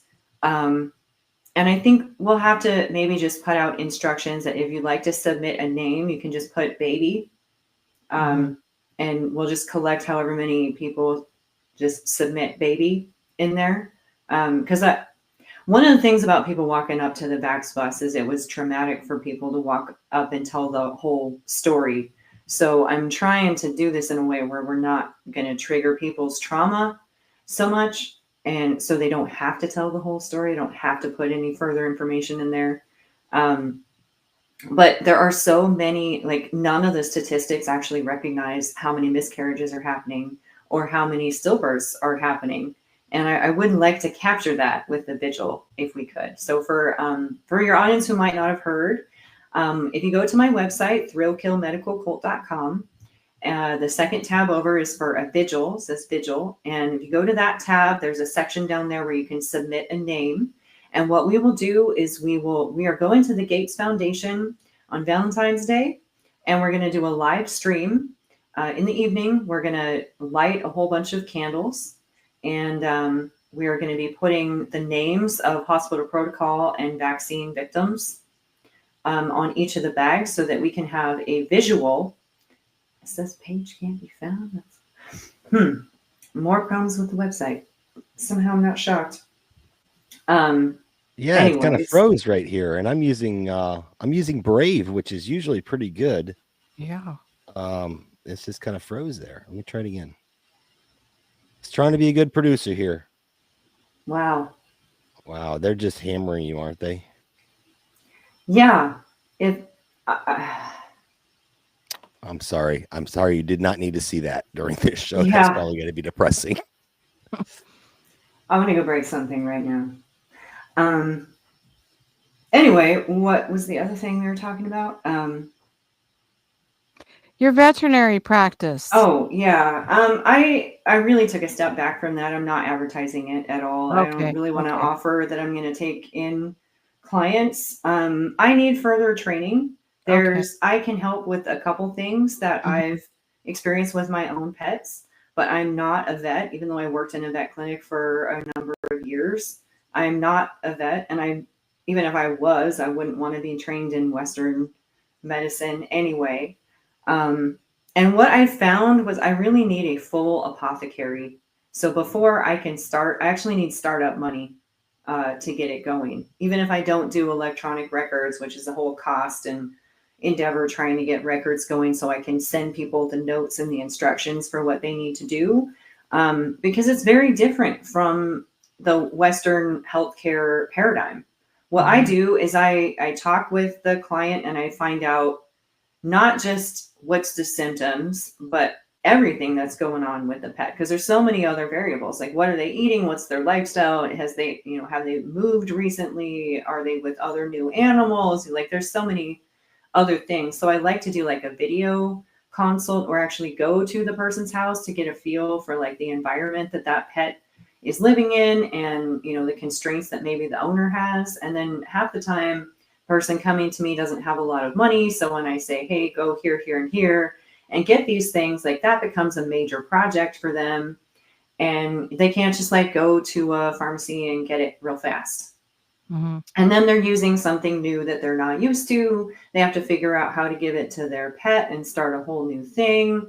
It would be easier if I had all of the items that I want them to use and I could just say, here, take this, call me if you have any questions, and then have some sort of like printed instructions for them, like 3 times a day this much, or, whatever it is. And since I'm not really set up for that right now, I find that keeps being a barrier. Like I have to text people or call people a whole bunch more times than I should have to because they didn't know where to go to get colloidal silver or something. So it would be, and then for me to start that up, I would need to be able to buy all of that stuff out of my own pocket and then have that sitting as like an inventory that I could then just sell to people as needed. And I'm not in any way, shape, or form in a financial situation to do that. So I help friends of mine that I can when I can, but that's about the best I can do right now. Can I ask you a question about colloidal silver? Sure. Real quick. Yeah. So I know I had been reading stuff for years now, probably, since the 2000s is when I heard about colloidal silver. My buddy was taking it and he said, don't take too much. You're turn blue like a Smurf or whatever. I don't know if that's true or not, but I read up on it. And when we were in Georgia, when I was still in the Army, and I started getting the Wise Wolf gold and silver stuff, in the mail every month, I threw a couple of 1-ounce rounds in my water softening system. you think that did anything? Because, my research had said that, wealthy people had gold and silver goblets, or they were lined with it, and actual silverware, and they tended to be healthier than the poor people that used wooden forks and wooden goblets and things like that. Is that true? I mean, I kind of like, I haven't seen any scientific paperwork on it or anything, but and then when I moved from Georgia, I forgot to get those 2 coins out of the water softener, so I kind of lost them, the 1 ounce coins. But is that something that's actually a thing? I have heard that the theory for being born with a silver Yes. spoon in your mouth is for wealthy people who actually did have silver in their silverware, and the remnants from the silver that they're exposed to did somehow keep them healthier. There is a doctor. I don't know if he's a Western trained doctor, but he worked with Unjected for a while. They did like a really long interview with him. I think even Charlie Robinson, I was on his show earlier this week, and he works with Chemical Free Charlie's Body. Cool. Yeah, Charlie's cool. And he did an interview on a doctor who specializes in colloidal silver. And he actually says that it's the nano silver that's even more beneficial than colloidal. And I know nanos, like everyone freaks out hearing nano anything. But he has papers and papers and papers. Like he showed like 30 different citations for his studies. And he formulates the nano silver and sells it himself. But he also uses it for himself, for his pets, for his family. He says you can use it as a mouthwash, and it will help get rid of cavities and stuff. It helps with your microbiome. He said it's difficult to get too much silver. I know if you're taking methylene blue, it will dye your brain, your bone marrow, everything. It will dye you blue if you take methylene blue. I have not heard that with colloidal silver, though. I have heard that because it's a chelating agent, and this would be true with any chelating agent, but I think it would be hard to do with colloidal silver, to where you then begin to lose the good minerals in addition to the bad minerals. So it can be bad to use too much. Borax is one of those ones. Someone actually told me that their teeth started to turn black by using too much borax, which they were using as like a detox and a chelating agent too. But I've not heard that about colloidal silver. So as far as I know, it's one of the safer ones. And I use it with my dog every single day. Just a couple drops in his food. It helps with I think he has problems. I thought it was down there in the corner, but he's not. It helps with keeping, because it works on everything. Like it's called antiviral, antibacterial, everything. And my dog has what I believe he got diagnosed with valley fever, which is a spore, and he has flare-ups at times when fungus would be flaring up. So I treat him with colloidal silver in addition to seizure medications for that symptom, which pretty much takes care of it. And I haven't heard, in my personal life, I haven't heard of anyone taking so much colloidal silver that they've had a problem. And just from that doctor's interview, it makes me think that it's not super dangerous to take too much. But I have talked to some people who are concerned that you could take too much of it. I don't know what that dose is, though, or what it actually does to your body, other than maybe killing off some of the beneficial bacteria in addition to the non. But I think that kind of just goes back to Western medicine is all about an all or nothing.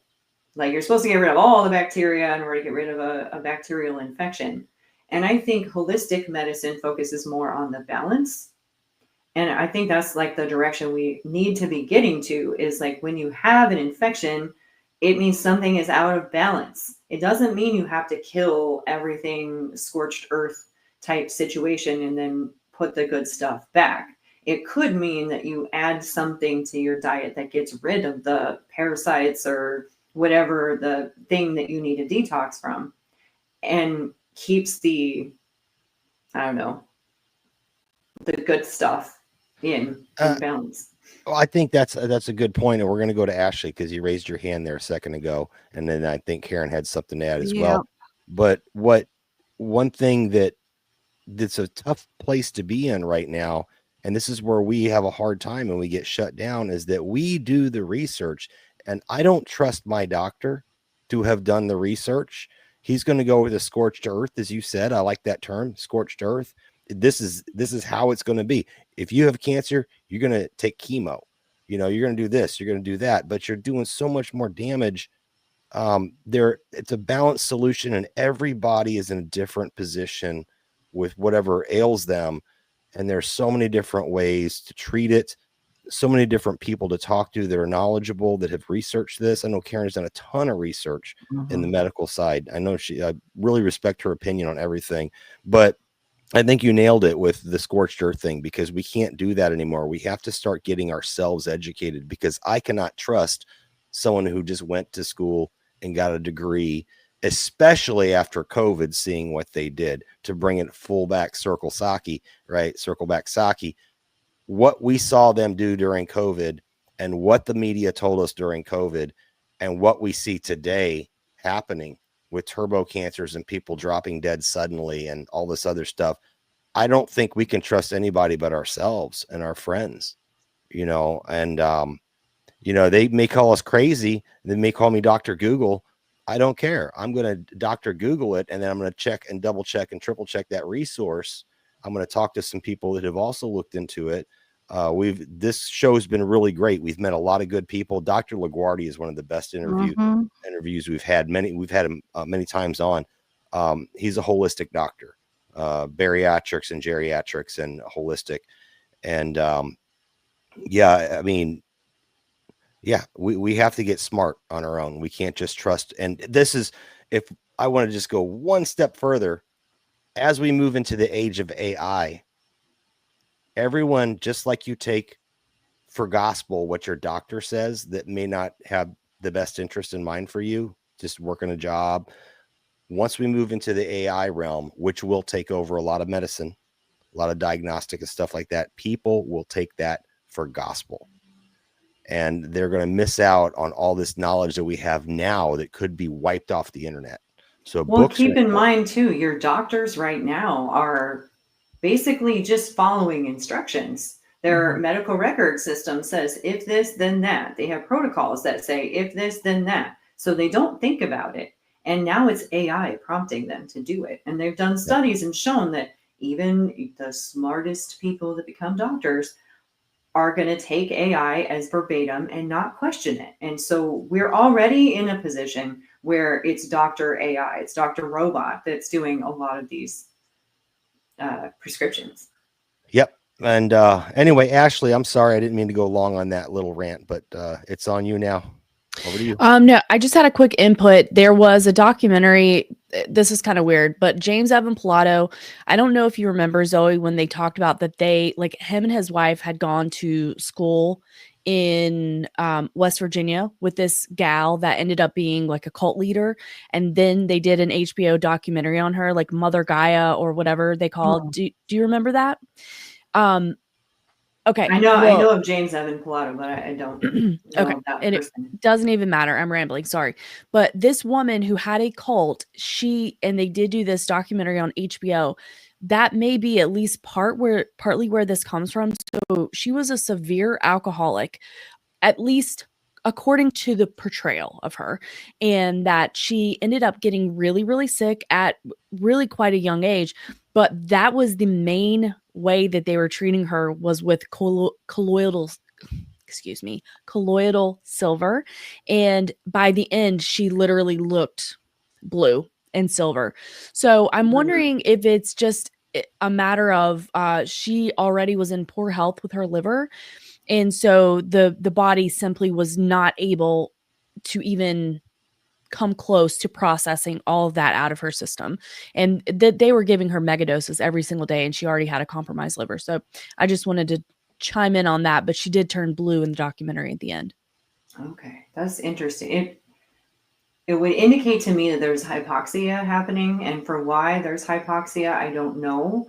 colloidal silver wouldn't be my first thought, but when your liver shuts down, your liver is responsible for cleaning your blood. And if your liver cannot clean your blood, then your entire body becomes toxic. I'm more familiar with kidney failure because I had a pet die of kidney failure and had to manage that situation. And a similar situation happens when you can't excrete the waste, which is what happens in kidney failure. But a lot of times they happen one after another. So like the liver fails and it causes the kidney to fail. So that could have been happening. But the liver is also somewhat responsible for, it's like the first place that the blood goes after the lungs. And so if it wasn't getting oxygen very well from the lungs and then it went through the liver and liver can't do its job, like there's a lot of possibilities for why she might have been turning blue that aren't necessarily the silver, but it should be looked at too. So I have a theory on that. I've looked into gold and silver refining using chemicals like aqua regia or nitric acid or whatever like that to take my old electronics, which I've been saving up forever, smash them down and try to get those metals out. I personally don't think it's worth it to deal with those nasty chemicals. But one thing I did notice with silver is that when you dilute that down in nitric acid, you will end up with a blue solution. So I think the blue isn't a hypoxia thing. And this is where I wanted to ask you if you knew anything about it.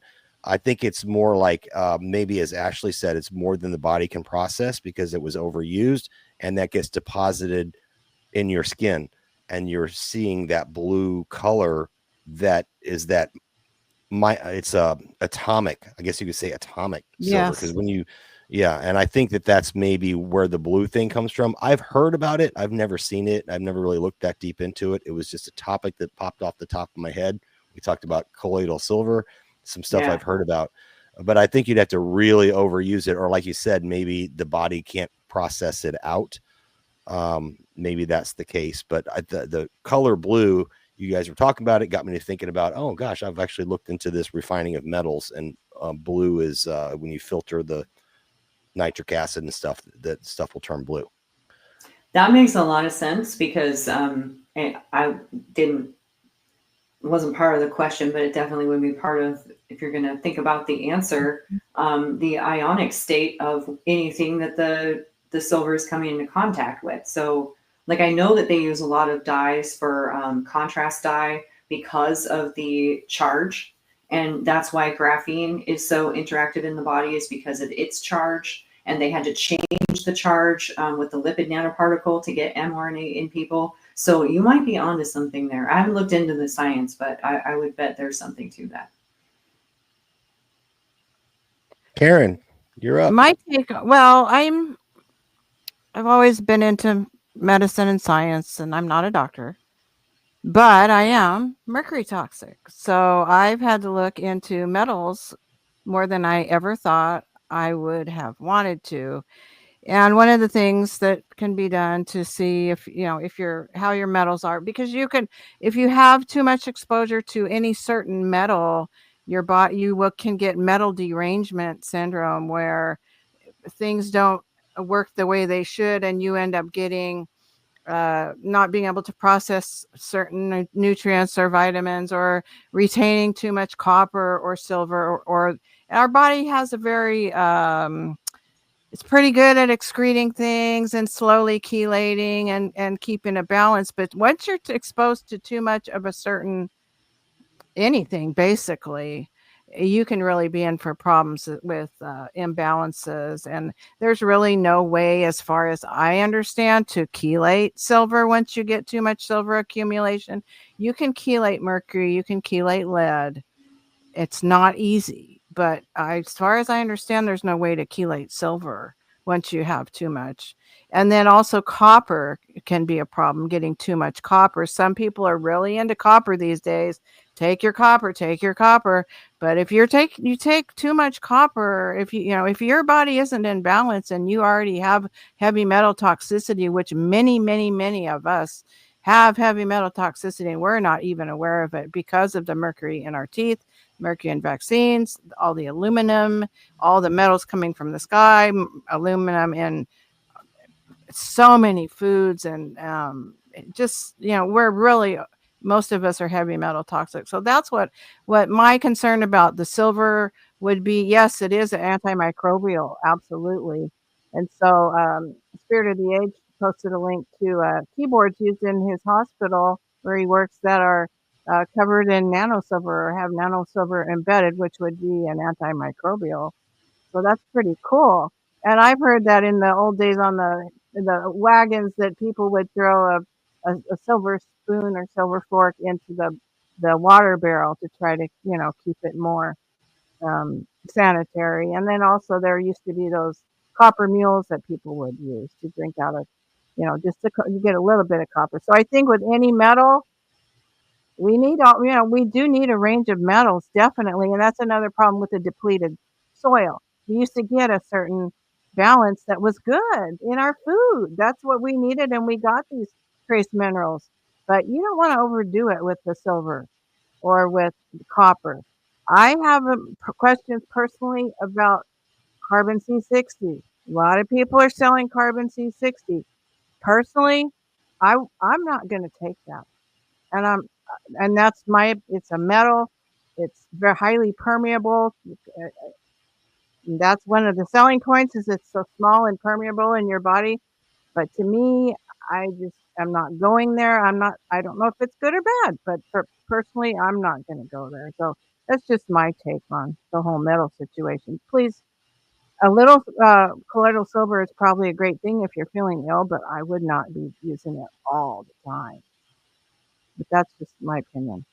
I've actually heard a lot of doctors, holistic doctors, saying if you're going to do a chelating anything, whether it's a trial of or borax or colloidal silver or any other chelating regimen, do it 2 weeks on. Like I've heard this about zeolite too. 2 weeks on, 2 weeks off. I had to look very carefully into the mercury chelating, and if you try to chelate mercury and you still have mercury fillings or mercury in your body, you can make yourself much worse. So it depends on what you're chelating and how to do it. But I hope that anybody trying to chelate mercury, you don't have any mercury fillings left in your mouth. A lot of people try to chelate and they use ALA, for example, and ALA will move that mercury around. And if you don't take it on the half-life for a certain number of hours, and then you take a few days off. Usually people do 1 round of mercury chelation per week, but you have to take the dose of ALA at a certain time, so that you keep that mercury moving long enough at a controlled rate so that your liver and kidneys can process it out of your body. Well, otherwise you're moving it around, and if you stop taking it without taking it long enough to move it out of your body, that it will drop other places in your body, so you'll end up with more problems. So chelation is really tricky. All right. Well, I'm gonna hand it over to Ashley. I know you said you had some questions, Ashley. So if you want to kind of take it over and run through your stuff, we can save the pet stuff, or I can summarize it. I think I kind of did last time anyway. I think I kind of mentioned it. And you know what? I'll just go ahead and summarize the whole thing. So the pet vaxes, I was looking specifically before we did the show 2 weeks ago with Zoe. Something piqued my attention with maybe a news report or something that said that cancers in dogs were going up, these turbo cancers. And I was wondering if it had something to do with the COVID vaccine and people being around their pets. So I just did a little bit of investigating, poking around and stuff. And I come to find out that, let me go ahead. I'm not going to put it on screen, but I did it. Well, actually I will. I'll put it on screen. Why not? I said, do some pet vaccines, do they contain mRNA? Yes. Now, initially my first search on Google using Firefox said, no, that's a myth. That's a conspiracy theory, blah, blah, blah. So don't always trust what these AI results give you. Always dig a little deeper. always dig deeper, because it's going to tell you, basically, they're going to create the truth, create reality, but we need to look into it. So this was from Brave, and this is an AI. I think it's AI. It's whatever summary that all these things do now. It says, yes, some pet vaccines do contain mRNA technology. Merrick Animal Health has launched RNA particle. Keep that word in mind, particle vaccines for dogs and cats, including and it talks about the different the vaccines. There's like 3 or 4 out there right now that are approved and in use that are mRNA for your pets. Okay. Another search, this was Google on Brave browser. It actually came up as yes, and it talked about the same ones. Again, I'm going to go through this real quick because I wanted to hand this over to Ashley and let her close her questions out. And it talks about RNA in the future. This talks about animal RNA particle vaccine. Again, the word particle, right? Particle vaccine footprint has already been expanded beyond the canine flu, FELV, which is the feline something, whatever. Feline leukemia. Yeah. Okay. There you go. That was one of the ones. Yes. And they're talking about, basically, again, to keep it short, they are putting our mRNA into these. What scares the heck out of me, here's one on the rabies, long-term immune response in mice, blah, blah, blah, testing, the schedule.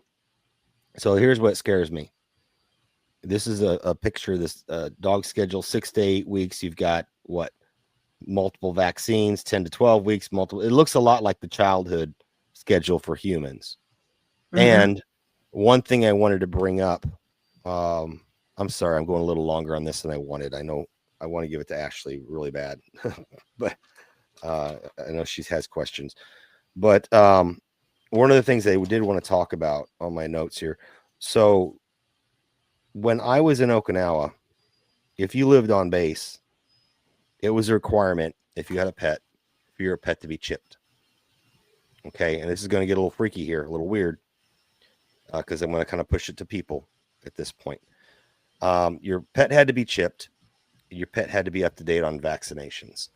If your pet got out and was not chipped, or even if it was chipped, either way. So if your pet was chipped, they could scan it, and it was tied to a database already that knew their vaccination status. And they would, before they even called you and said, hey, we found your dog, they would go ahead and vaccinate it without you even knowing.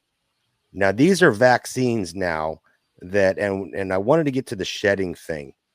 We'll skip that for now, but let's just say you go with the idea that they're shedding. And I had, after your comments last week, or not, last 2 weeks ago, Zoe, I went and did a little more research. So I have a little bit different of a mindset on that. But anyway, your pet may be getting something that may be rubbing off onto you because they like to lick you, right? They like to exchange fluids, licking. Maybe you have an open wound or a sore or something. That's been proven. Now, the other type of shedding, we can talk about that another time. The thing is that your pet may have gotten vaccinated without you knowing it, or maybe you don't know it's mRNA. But it's happening, and it's going to happen with humans at some point if we get to this digital ID phase where they're tracking everything about you, your carbon score, your money goes there. That's how you pay your bills. That's how you do everything. And if you don't have the vaccination up to date, they're going to treat us like they treat the pets. And they already have that set up for pets. Like, so it depends on the state that you live in, but there's very few states in this country that will allow an actual exemption, or even to show a titer test, which is an antibody test. Generally, you can avoid getting the rabies vaccine or any vaccine. This goes for humans too. If you get what's called an IgG test, like when I was getting, I was starting to, or going through the employment process to work for a hospital. And they asked me, do you want the chickenpox vaccine? Or they said they were going to give me the chickenpox vaccine. And I'm like, no, I had chickenpox. I'm immune. I'm not doing that. And they're like, oh, well, if we can't prove that you had chickenpox, then we have to give you the vaccine or you can't work here. And I was like, okay, well, I had chickenpox, so you're gonna have to find, I don't know, ask my mom. She knows. And they're like, oh, well, we do have. And I only knew that there was titer tests from my veterinary experience, but it came up that they could do a titer test instead. And if I allowed them to take blood and do the titer test, and it showed that I was immune, like my antibodies were high enough, then I didn't have to get the chickenpox vaccine. And the same thing is true for animals. I used to do like a 3-year vaccination schedule with my pets because I was convinced that doing it every year was not necessary.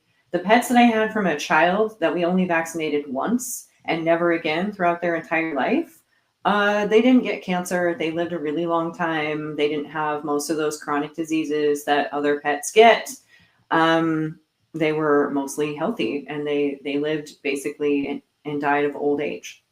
Well, So, that's one of the things is you know, we talk about getting a vaccination and you're good for life. That's not the new model anymore, even no, for pets. For people, even for or pets. booster. And it's to the point that if you don't vaccinate your pet, like, so I went to rent somewhere and I had to prove, I had to put my pet a picture in a database and show that my pet was vaccinated for rabies, or I could not rent there. And they had a digital system where the veterinarian had to send the documentation to their database. I couldn't just have a piece of paper that says, yep. yeah. And so I wouldn't have been able to keep my lease unless I got rid of my pet, where I vaccinated my pet in the state of Arizona. So they're making these vaccines like contingent on you won't be able to live your life or have a pet unless you comply with it. Just like with humans, they're shutting down society unless you comply with their vaccination schedule. And what they won't tell you about pets are the guinea pigs for people. They don't do the same clinical trials that they do for people, even though it's the same pharmaceutical company. Like that was Merck. Merck, what writes the manual for healthcare information. That's where everyone goes to get definitions of everything. They also make vaccines, and they're heavily involved in pushing them and profiting from them, just like all the other pharma companies. But your vet, they get paid by those people. Those people come to your vet clinic and they wine and dine your veterinarian. They'll take them out to lunch. They'll buy the whole staff stuff. They'll send Christmas gifts on Christmas. And so that vet is very incentivized to continue vaccinating your pet financially. And they're not trained or told this is an mRNA injection. They've already been given mRNA to pets and zoo animals, and they're finding that the zoo animals are dying and having all kinds of problems. So you do not get informed. You get the same lack of informed consent with pet vaccinations as you get with people, if not worse. Well, just to kind of close my thoughts out and then hand it over. The reason I looked into this, of course, was because of the cancer thing. And I was like, well, is there something there? I was kind of trying to link it to shedding from human COVID vaccines. Come to find out pets are getting these mRNA vaccines themselves, and the cancer rates are skyrocketing. And, that's great for vets because they get to do treatments and they get to make more money, right? It's the jibby jab, it's the golden crab. Anyway, I was looking also at the human cancer rates, and actually, if you take a look at where cancer was going, and I looked at different demographics, male, female, black, white, different stuff, cancer was on a way downward trend until, guess what? Now the projected is just like a hockey stick, goes straight up. So, I was concerned with the pets, but then I started thinking about the shedding, and I said, Tiger and I talked about this over a year and a half ago, and he flipped the phrase that said they're going to get us in us by hook or by crook. Your pet could be a delivery method to give it to you. That was my point I was trying to get to. And it's self-amplifying, which is not approved for anything in this nation. Japan is the only one to have approved the self-amplifying, and that was they had a massive protest against that, but they released it anyway. They approved it. But the self-amplifying, we have no idea what that's going to do. Is that going to right now, as far as we understand, the shedding if you do get shed, whether it's through the air, whether it's through skin to skin contact or fluid exchange, however it sheds, we do know it happens. We just don't know to the extent, at least I have questions on it. I have to do more research, but that's just getting some of the spike protein, right? That's not actually getting vaccinated from what I've researched, but the self-amplifying could be something different. And that's what concerns me. There's a little bit of misunderstanding of what the self-amplifying part of it means. So I did a deep dive on that. I looked at Arcturus. I looked at just like the idea of self-amplifying. And there's different papers from the NIH talking about how the self-amplifying part is supposed to work. So I know The Last American Vagabond is the first place I saw it, and the video has probably gone out a bunch of times because it came out, I think, in like 2019. And this was from like, I forget, like open source something, open society something. And it was a video on YouTube, and it was meant to be a commercial for families, I guess. And it was a mom who sat down on the couch, and she's pregnant, and she just got vaccinated with a self-amplifying shot. And they're trying to say this is how it's going to work. After she gets this self-amplifying shot, the baby that sits on her lap is going to be vaccinated by touching her. Her grandma, who she hugs when she gets home, is now going to be vaccinated by touching her. And that's how they're marketing that the self-amplifying vaccine is going to work. But that's not what their scientific papers say. What their scientific papers say is with the COVID shot, the mRNA messenger is supposed to, like, once they inject it into you and it gets into your cell, it's supposed to be the mitochondria that makes the mRNA. And then that gets translated into DNA, and then that makes a protein. And that's how you make the spike protein. So they put the code in the cell, and then the cell makes the spike itself rather than injecting you with the spike, is how they told us the COVID vaccine was supposed to work. Well, the self-amplifying has an extra step, but it's in the cell. So rather than the mRNA being made by mitochondria, there's an extra step in there where they then convert the DNA to the messenger again. So basically, it's still the same concept as with the COVID shot, the exact same concept as with the COVID shot, that your own cell is making a spike or making whichever protein that they program it to make. And they say that this extra step is going to make it more potent. So your body is going to make more of whatever it was. And it's supposed to be more accurate, because what I don't think they've actually flushed out in science yet is people's body actually making the full correct spike protein every time? Are they misfolding it? Because we can't actually measure that. So that hasn't actually been studied.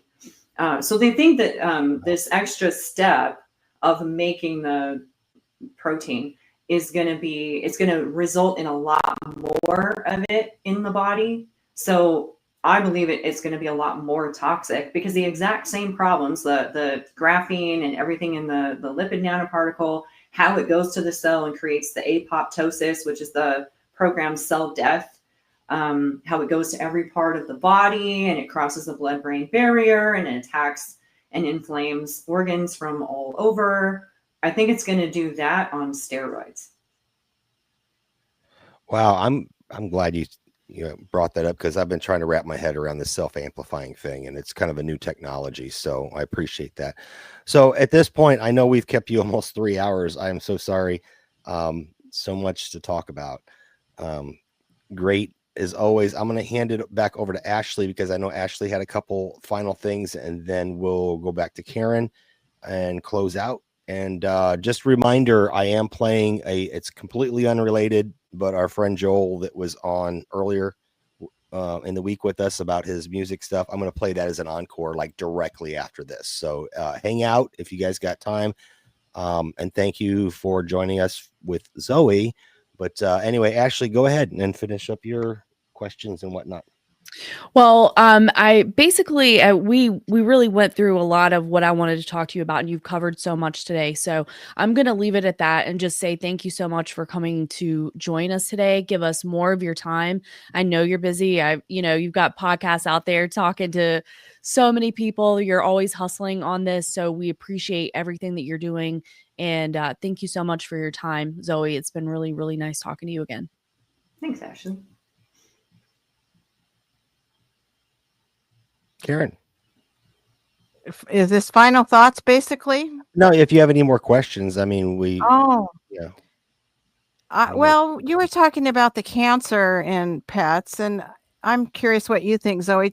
My opinion is that all of the reasons that we have so much cancer, it's the same with pets. Even going back to the poor quality food, which is going to be even worse now because the carcasses these poor pets are eating are going to be injected with mRNA also. So they're eating carcasses of animals that were injected with mRNA, and then our pets are being injected with mRNA, and just regular vaccines are bad enough.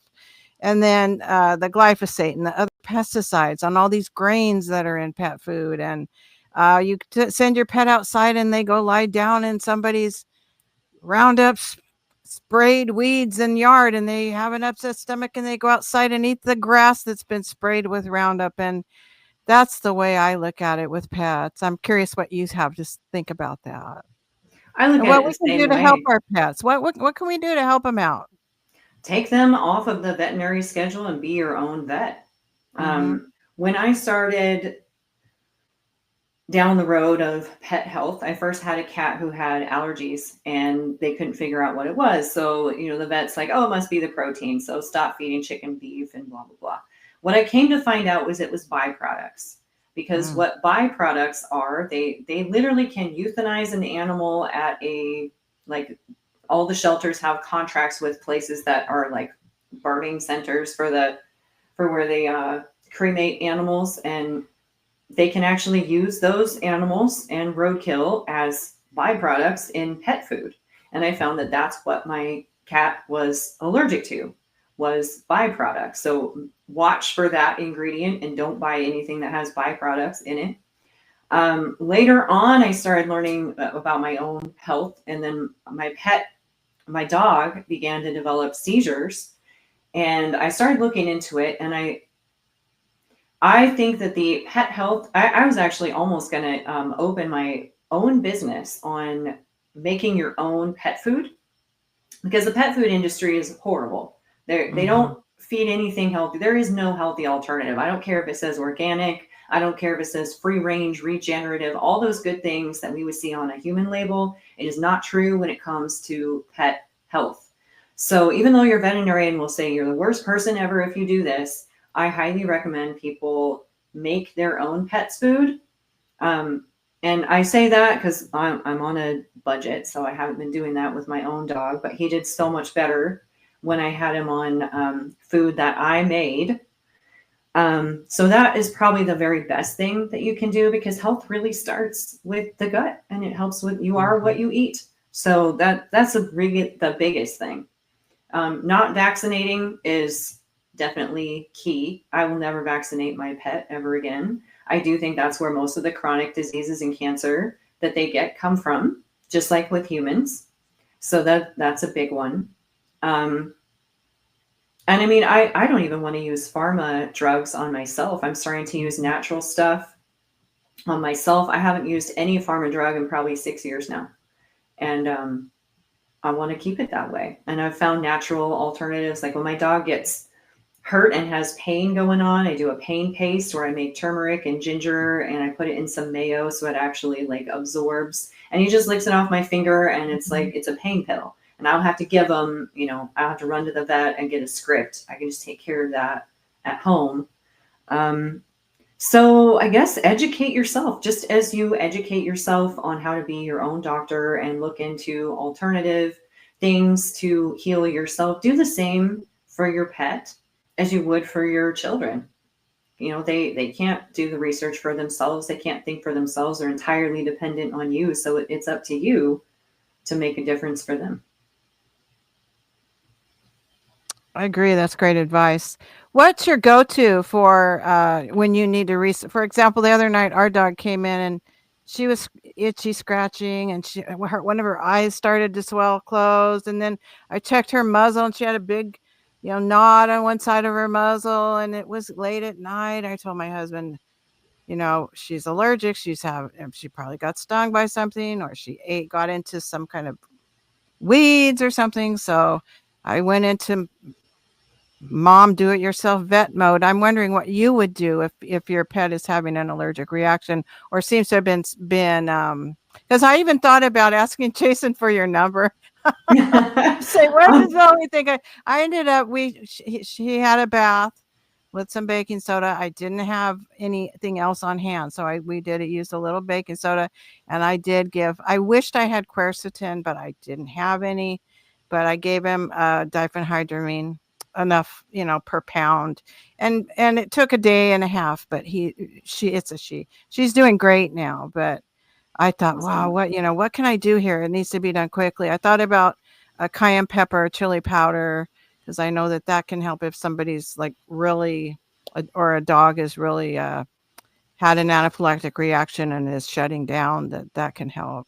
Yeah, for an acute thing like that, I know Western medicine would do steroids, but it's hard to say because without knowing what the cause is. Like I would do something different if it were a bee sting versus if it was something that the dog ate. So for me, it would be about trying to figure out what is actually wrong first. And that can be hard when it's an allergic reaction. If you don't know, that's why Western medicine is just like, okay, we'll treat the symptom real fast. So there is a natural antihistamine called nettles. And like the plant nettles. I actually take that myself, and it does amazing job.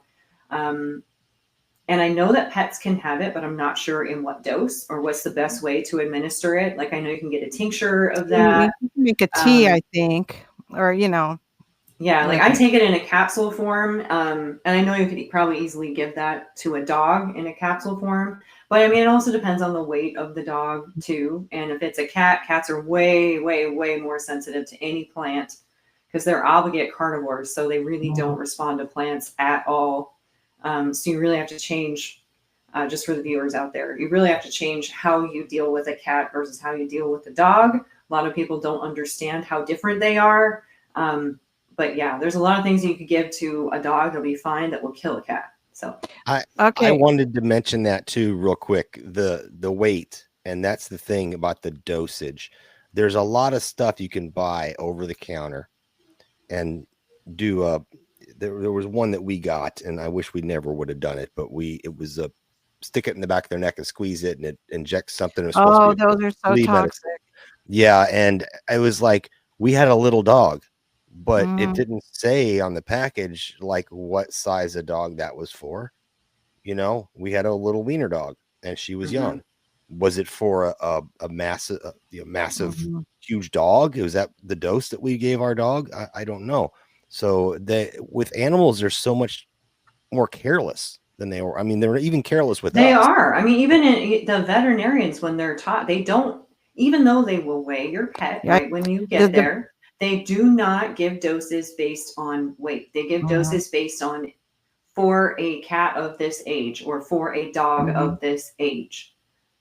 Only occasionally will they adjust medications based on weight. I've only seen like the thyroid medications. I think they do because those are really sensitive. Heart medications. I know the cardiologist, veterinary cardiologist I work for, he did change the heart meds based on the weight. But generally speaking, they're just told, oh, dispense this pill and, give half of this pill for a dog. And it doesn't matter if it's a 150-pound dog or a 10-pound dog.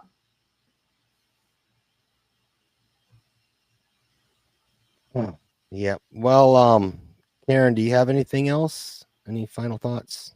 One thing about cats is be careful because they eat plants. And if you bring plants into your house, you may very well likely poison your cat. Any kind of floral arrangement or house plants.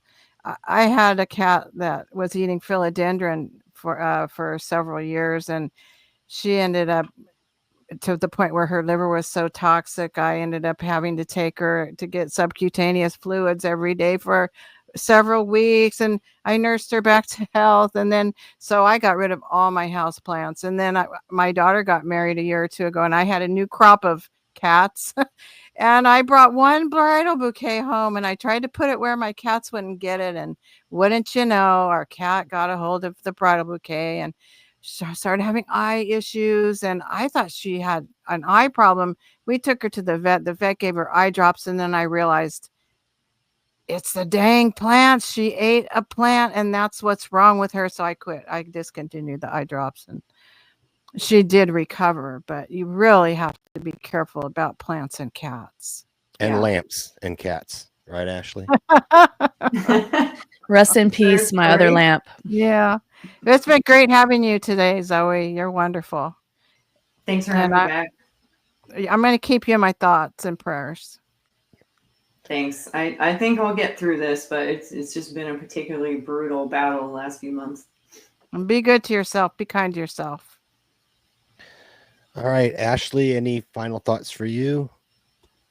Nope, just that I appreciate Zoe's wisdom and analysis and your time very, very much. So thank you. Yeah, I had one last question for Zoe. Yeah. How do I get this shirt? Your debank. I was going through your website to see That one you can still buy because that one is not for sale through me. That one is actually through my friend's business, Big Frog T-shirts in Beaverton.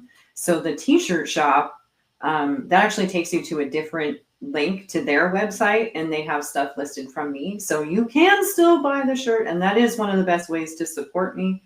I haven't been marketing it because I haven't sold, I think I sold 2 shirts in the entire last year. So it kind of wasn't worth it to market it anymore. But that is one of my favorite ones. Yeah, I love it. And then of course we have, and that was your website, therealkillmedicalcult.com. And if you can't get to the website, you can always find me on Substack at zowe.substack.com. I put notes there all the time. I'm not on X every single day, but you can find me on there and all my links are there. The other place to like really connect with me is Telegram channel, and I have a chat in there. And it is me personally that comments back on pretty much everything that people put in the chat. There's some really great people. It's a small group, but that's really where I post everything first. So if you want to find out really what's going on, then join the Telegram channel. Nice. And I want to shout out to Sweets real quick. Sweets just dropped your Substack in our comments, and not comments, but the live chat. So, hey, Sweets, if you want to leave that as a comment as well, because I don't think I put your Substack in the description. I think I have your website and all that, but yeah, drop that as a comment, Sweets. I appreciate that. And I guess we'll do shout outs real quick and then get out of here if everyone's cool with that. And remember, I'm going to play that replay from earlier this week, and only because we did it midweek, and you know, I couldn't have them on live for another month and a half or so. So it'll be a long show if y'all want to hang out. If not, that's cool. You can come watch it later. But who do we got, Ashley? Do you want to do shout outs? Or you want me to do it? You can go for it. All right. We had a lot of people in the house today. We had Brandon Bennett was, I think, the first one in. Handy, which Handy will be on with us potentially in a couple weeks when we talk to the other lady. They have some shared experiences that he might be able to contribute to what he's seen and heard and in his line of work from 2 different angles, right? I'm Marty's in there. LTO is up in there. Sweets, thanks again, Sweets, for dropping the link for Zoe's Substack. Bronx Stomper, Doc Spoiler, what's going on, Doc? Doc Spoiler is doing a watch along tonight. I don't know who he sent invites to. I know he does it as a private thing because of copyright issues or whatever, but I'll probably be chilling there with him tonight, doing a watch along. Ronnie Omelets is in the house. Nostradamus, White Wolf. White Wolf doesn't believe in DNA. Okay, so that's cool, White Wolf. I think, I don't know. We'll talk about that offline. Spirit of the Age is in there. Spirit, good question. That was the same question I had. I know that you know Spirit, Zoe. Big Ron was in there. Alien Poop Evolution. Hey, that's cool that you're here, man. I see you in David Knight's chat all the time. Geesebusters, what's happening, brother? Geesebusters is always supporting us. He is a cool dude. He's been on the show several times. I he had a comment in there I wanted to get to, and I forget. It's so far off the screen now, but it was a kind of a profound comment. Foggy is in there, which I know is hiker emoji. I don't know why the name's changed, but yeah, I know them from Mike Strange. Skunk Hollow Rose Gardens, which we also know as Michelle Obama, and Dad Guy, which is Patrick the plumber. Tony Ty, Bulldog, Go Start, Brian Deb McCartney, Birdhouse Blues, Narrow Way, Narrow Gate, that's Levi, Lila Decker. Hey, it's good to see you again, Lila. Good to see you. Calgary. I don't know how is that how you say it? Calgary, yes. Calgary is watches Into the Microcosm with his wife Wanda. So it's great to see Calgary today. Yeah, that's cool. I thought I'd seen that name before, and I go Yes. sometimes into that show, but not often because it's kind of like not when I'm awake. So Yeah, I'm Gardner on the Goldsmith. West Coast, so it's easier for me. Yeah. Gardner Goldsmith's in there. Liberty Conspiracy, Monday through Friday, 6 p.m. Eastern. 6 p.m., right? Yeah, 16 p.m. Eastern on his Rumble. Yes. Little John's in there. The Bluest Eyes in the Smokies. What's going on, Little John? MZ Puff Puff. Good to see you. Carlin Hanny. First time I seen that name. I don't know that person. Anybody know that person? No. They've been in our chat before. Oh, yeah. Okay. Well, thank you so much for showing up.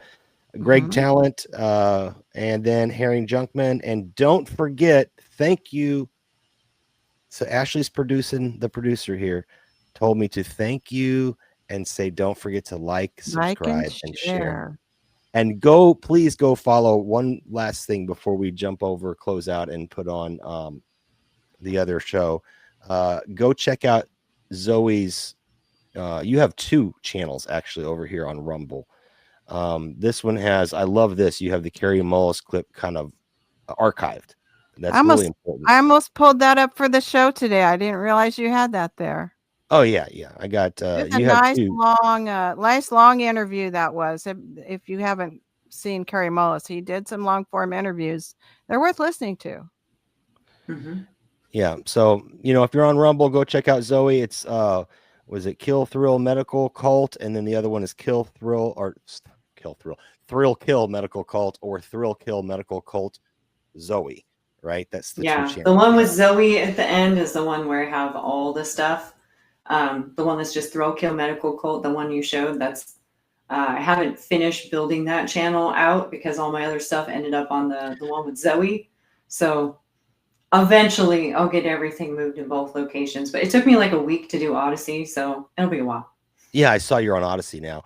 That the smaller channel here on Rumble, just to let people know, if you're trying to like, I don't know, red pill or black pill or whatever color pill it is, if you're trying to give someone the information and you don't want to drop like a mountain of stuff on them and be like, here, look at this, and it's like 400 episodes of something that are 2 hours, 3 hours each, this is a good little primer, in my opinion. So I'm glad you kind of have the 2 channels, so it's kind of smart.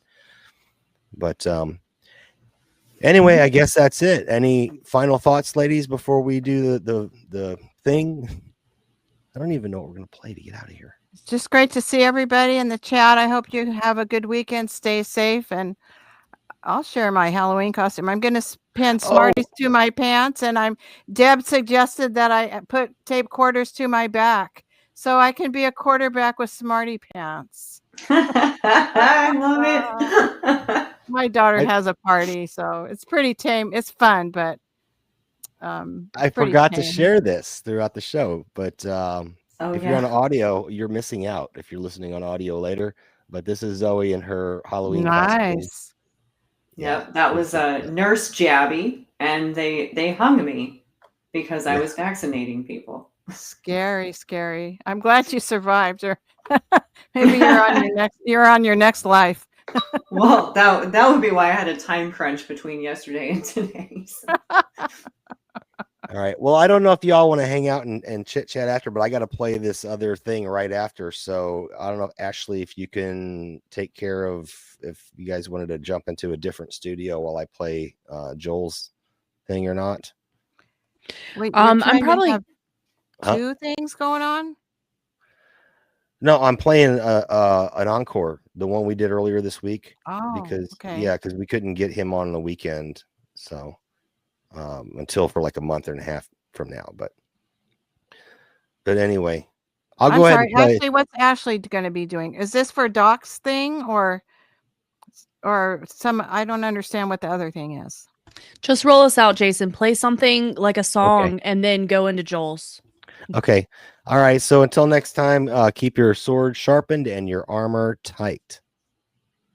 Hi, I'm Fox San Antonio's Jessica Headley. And I'm Ryan Wolf. Our greatest responsibility is to serve our Treasure Valley communities, the El Paso, Las Cruces communities, Eastern Iowa communities, Mid-Michigan communities. We are extremely proud of the quality, balanced journalism that CBS 4 News produces. But we are concerned about trouble and trend of irresponsible, one-sided news stories plaguing our country. The sharing of biased and false news has become all too common on social media. More alarming, some media outlets publish these same fake stories without checking facts first. The sharing of biased and False news has become all too common on social media. More alarming, some media outlets publish these stories simply aren't true without checking facts first. Unfortunately, some members of the media use their platforms to push their own personal bias and agenda to control exactly what people think. And this is extremely dangerous to our democracy. This is extremely dangerous to our democracy.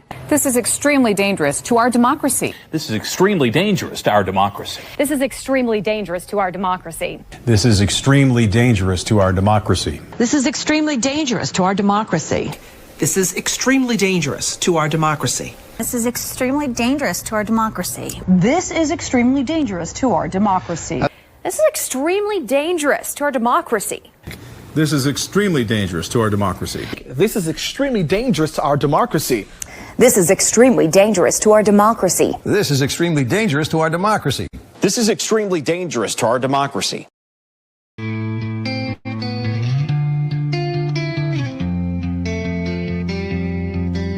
Relying on staying brave, feeling like a chattel slave.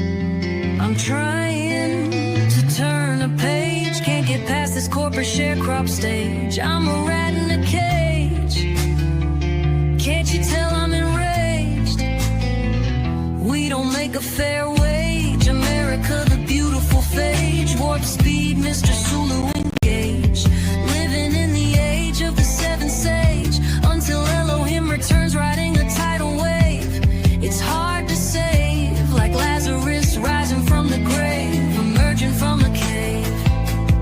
Sometimes I feel like I was born to misbehave. Flashbacks of a rave, smash your face until it's concave. Go home and clean my clothes in an autoclave. Nothing left to crave, nothing left to crave. Forgive me for the stupid things I say. Sometimes it feels like I was born this way. I hope to be friends when we are old and gray. Forgive me now, though it's been a long day. Hey, good evening, all, and welcome back to Knights of the Storm. Little bonus episode we're doing midweek with a friend of the show. I've known him for a couple years, Mr. Joel McClure, otherwise AKA known as Erroneous Method. How you doing, Erroneous? Excellent. How are you guys tonight? Oh, doing great. This is kind of I don't know, kind of weird to be doing a midweek show for us, but I know that we were kind of scheduled out for the next few weeks, and you have something happening this coming Friday, which we'll talk about as kind of the whole reason for the show. But let me welcome in our ladies first. We have the lovely Lady of Liberty, Miss Karen Carpenter. How you Hello, doing? great to see you again, Erroneous Method, and Ashley and Jason. Excellent. And then we have Ashley, Think, Change, Repeat. She is the sane lady keeping us sane in an insane world. Which, if that is true, I feel very, very bad for you. You may want to find another pillar of sanity, but I'm happy to be here. Hello, Karen, Jason, and Joel. Very good to see you. Oh, good to have you all here, and I'm glad everyone could come together because this was a really short notice kind of thing. I just saw that Joel was dropping an album this Friday, and he put it out on his Twitter, and I was like, we got to get this guy on, but we don't have a spot for like 4 weeks. So let's just do a midweek show, and everybody was good with that. So let's talk about that real quick. Let's talk about the reason for the show and your album. I'll just throw it to you, Joel, and see where you want to go with it. Well, this is a kind of a deep one. So for the last 3 years now, I've been working on this album. I went on Ashley's original show 3 years ago to talk about this album, and I thought I was halfway done then. And it turns out I set out to make a blues album, but it just did not fall into place that way. Only about 2 songs on the album came out like a blues track. The rest, the traditional kind of rap stuff I've been putting out. But in the theme of the last 3 albums in the Planetary Body series that I've been working on, it's very introspective. It's me telling the story of my actual life, as well as what was happening in the world as we walked out of, the pandemic and into the current state of America. I From the beginning of the album, gave it kind of a pulp noir punch to the face with the title track and said, okay, here's where we're at. And then from there on, started to layer out a story of my actual life.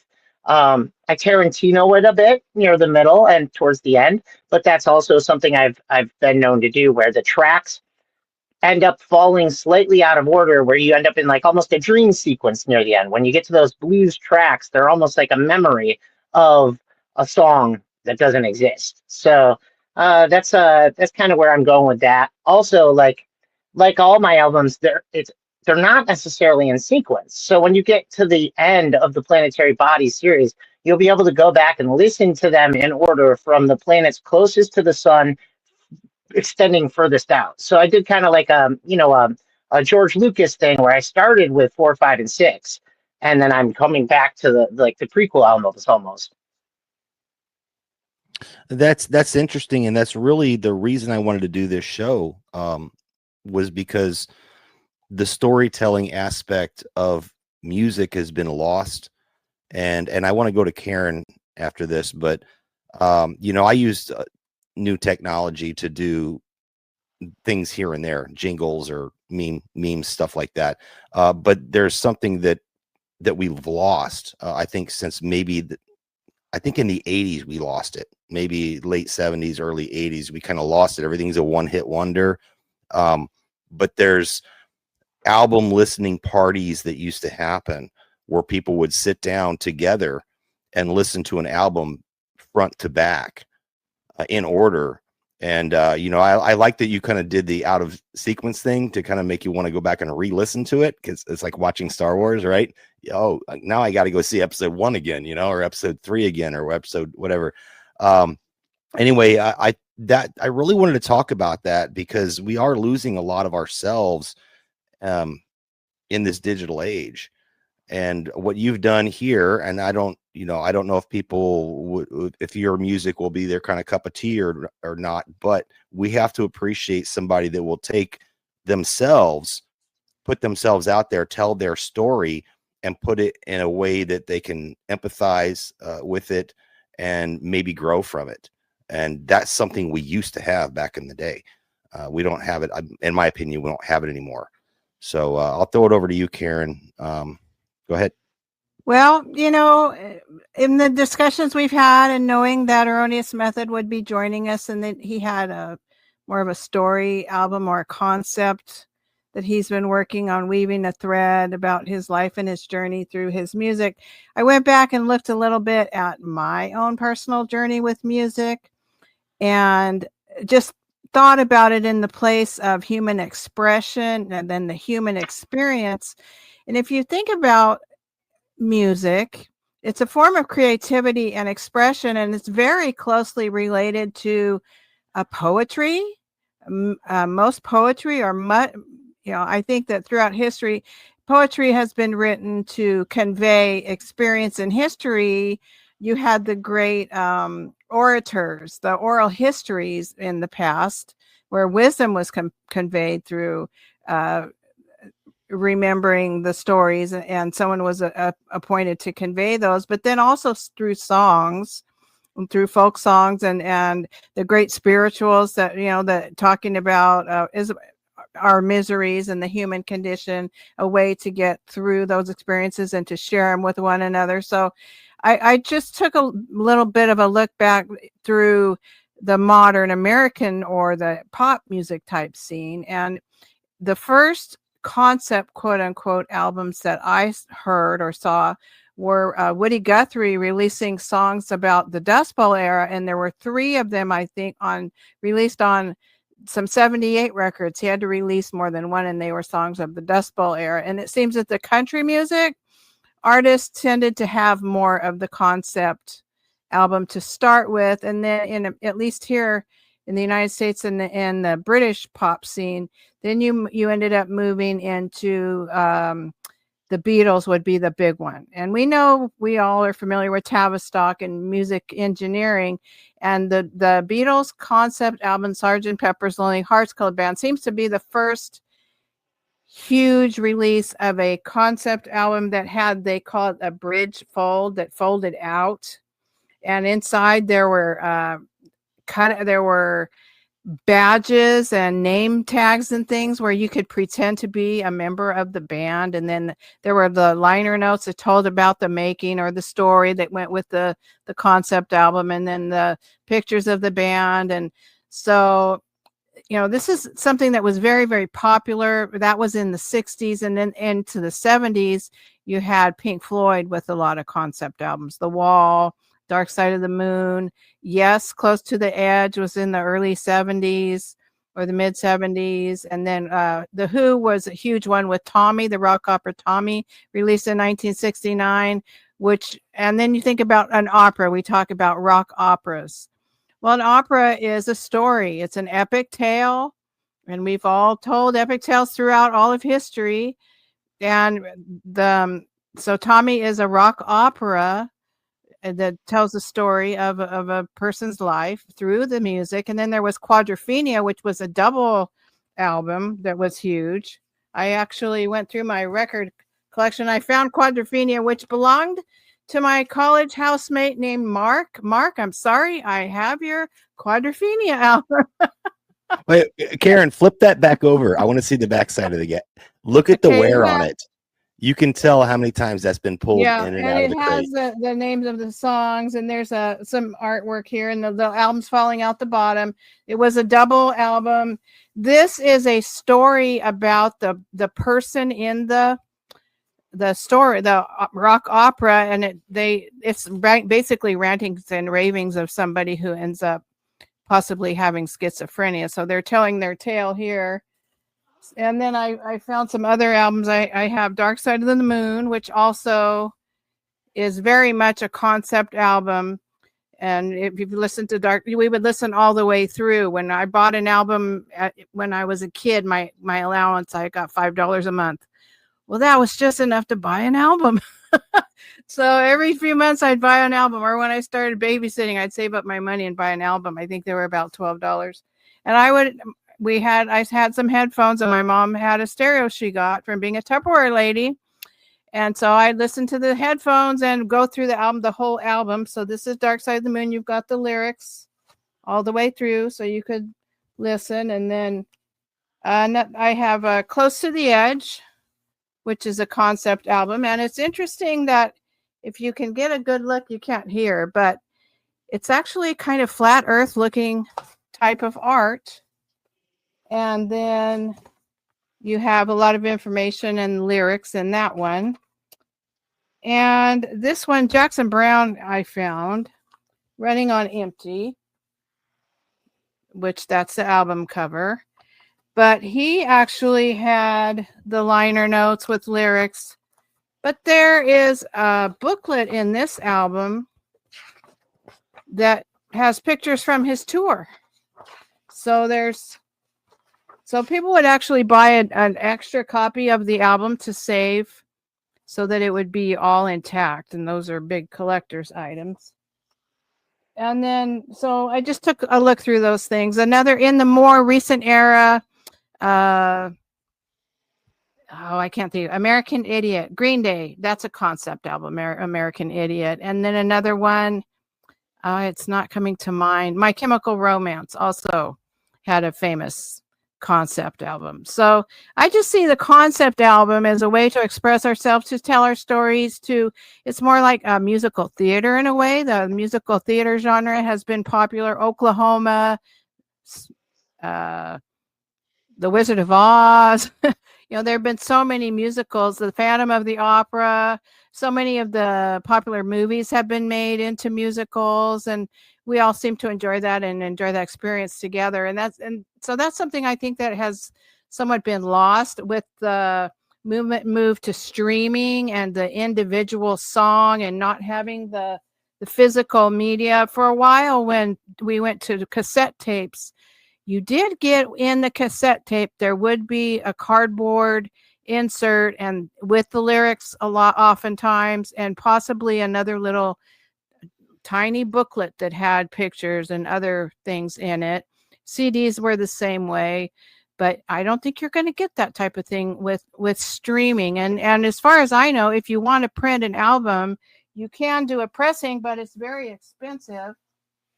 I know some people who are in a band called Poor Man's Poison, and they did do one pressing of one of their albums. So, and my sister-in-law works with one of the members, so I got one of these for my birthday.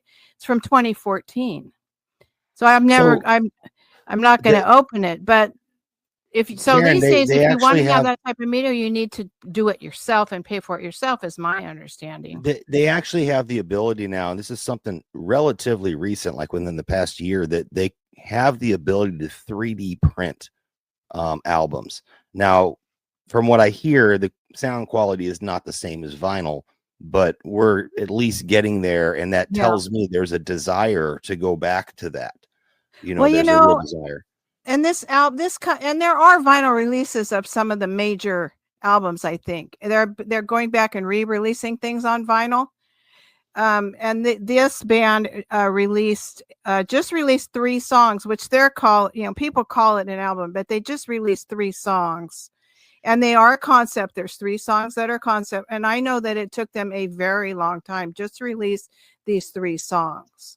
And they're all there's 4 members. They're all accomplished musicians, but they do use a lot of complicated mixing, highly technical mixing. I don't think they use artificial instruments, but they are very careful about their mixing and take a very long time with it and are very technically proficient. But they've been asking their fans, and they've built a lot of fans over time through the digital media, because a couple of their songs have been used in video games, and so they got really famous from a couple of songs that were used in video games.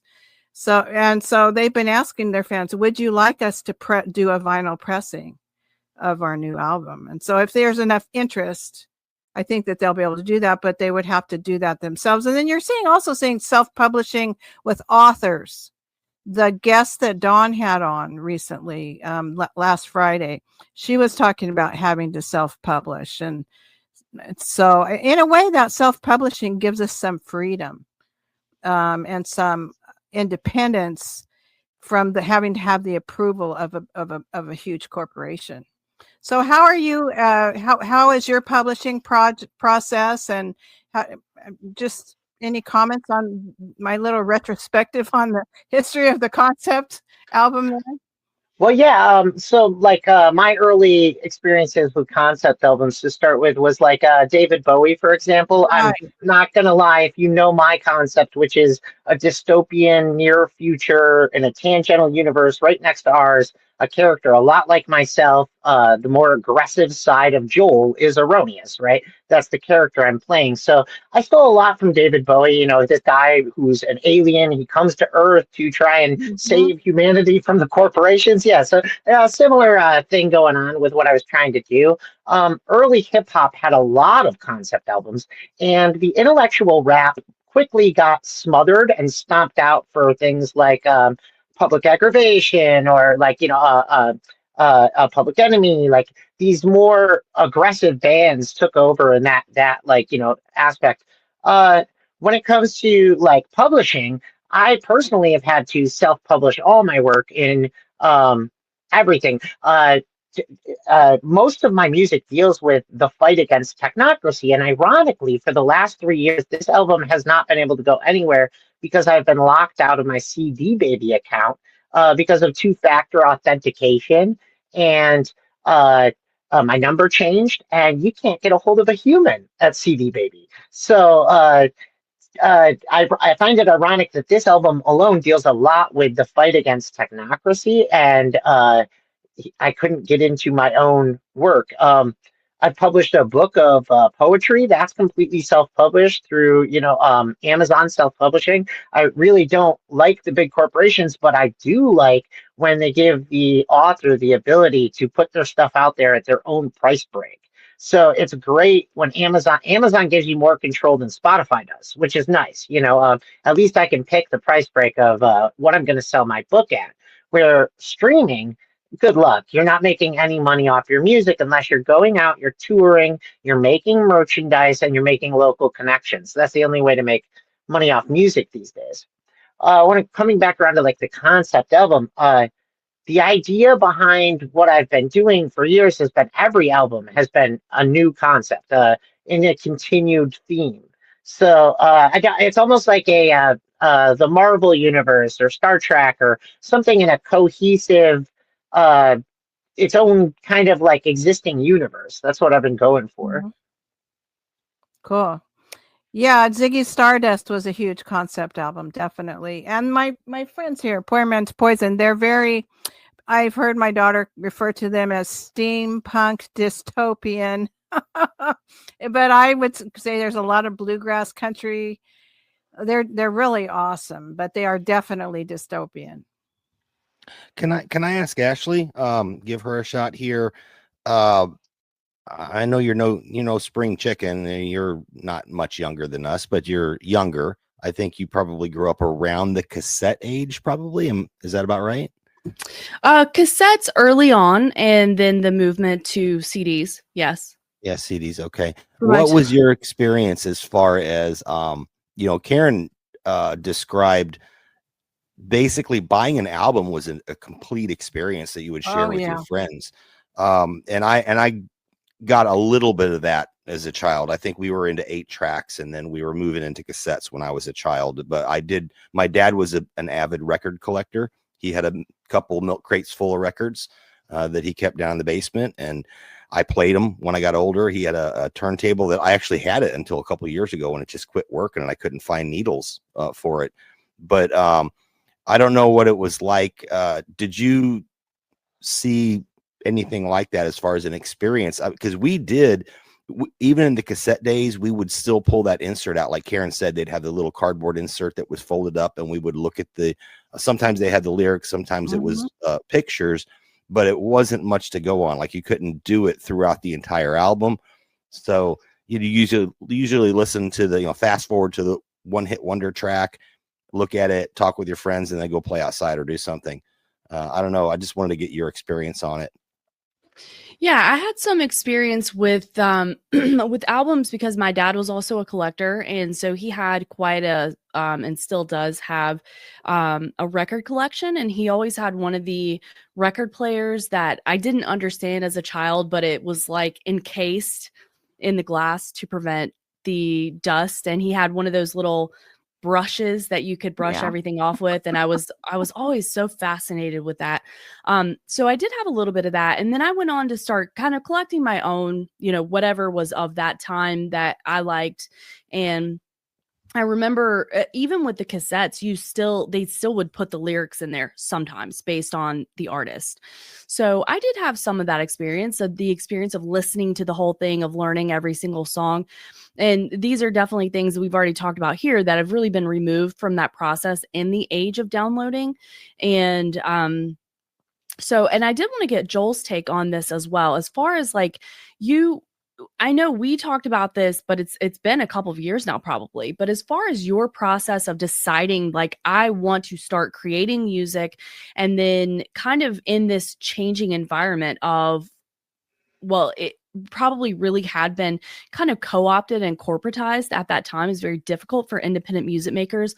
But we talked about before that you were really out there in this upstate New York scene, mixing it up, that there was still a music scene, and that really changed during COVID time. So can you walk us through a little bit of that process for you? Because I do think, if I remember correctly, and based on our conversations, that COVID really changed everything for you as far as your music making career.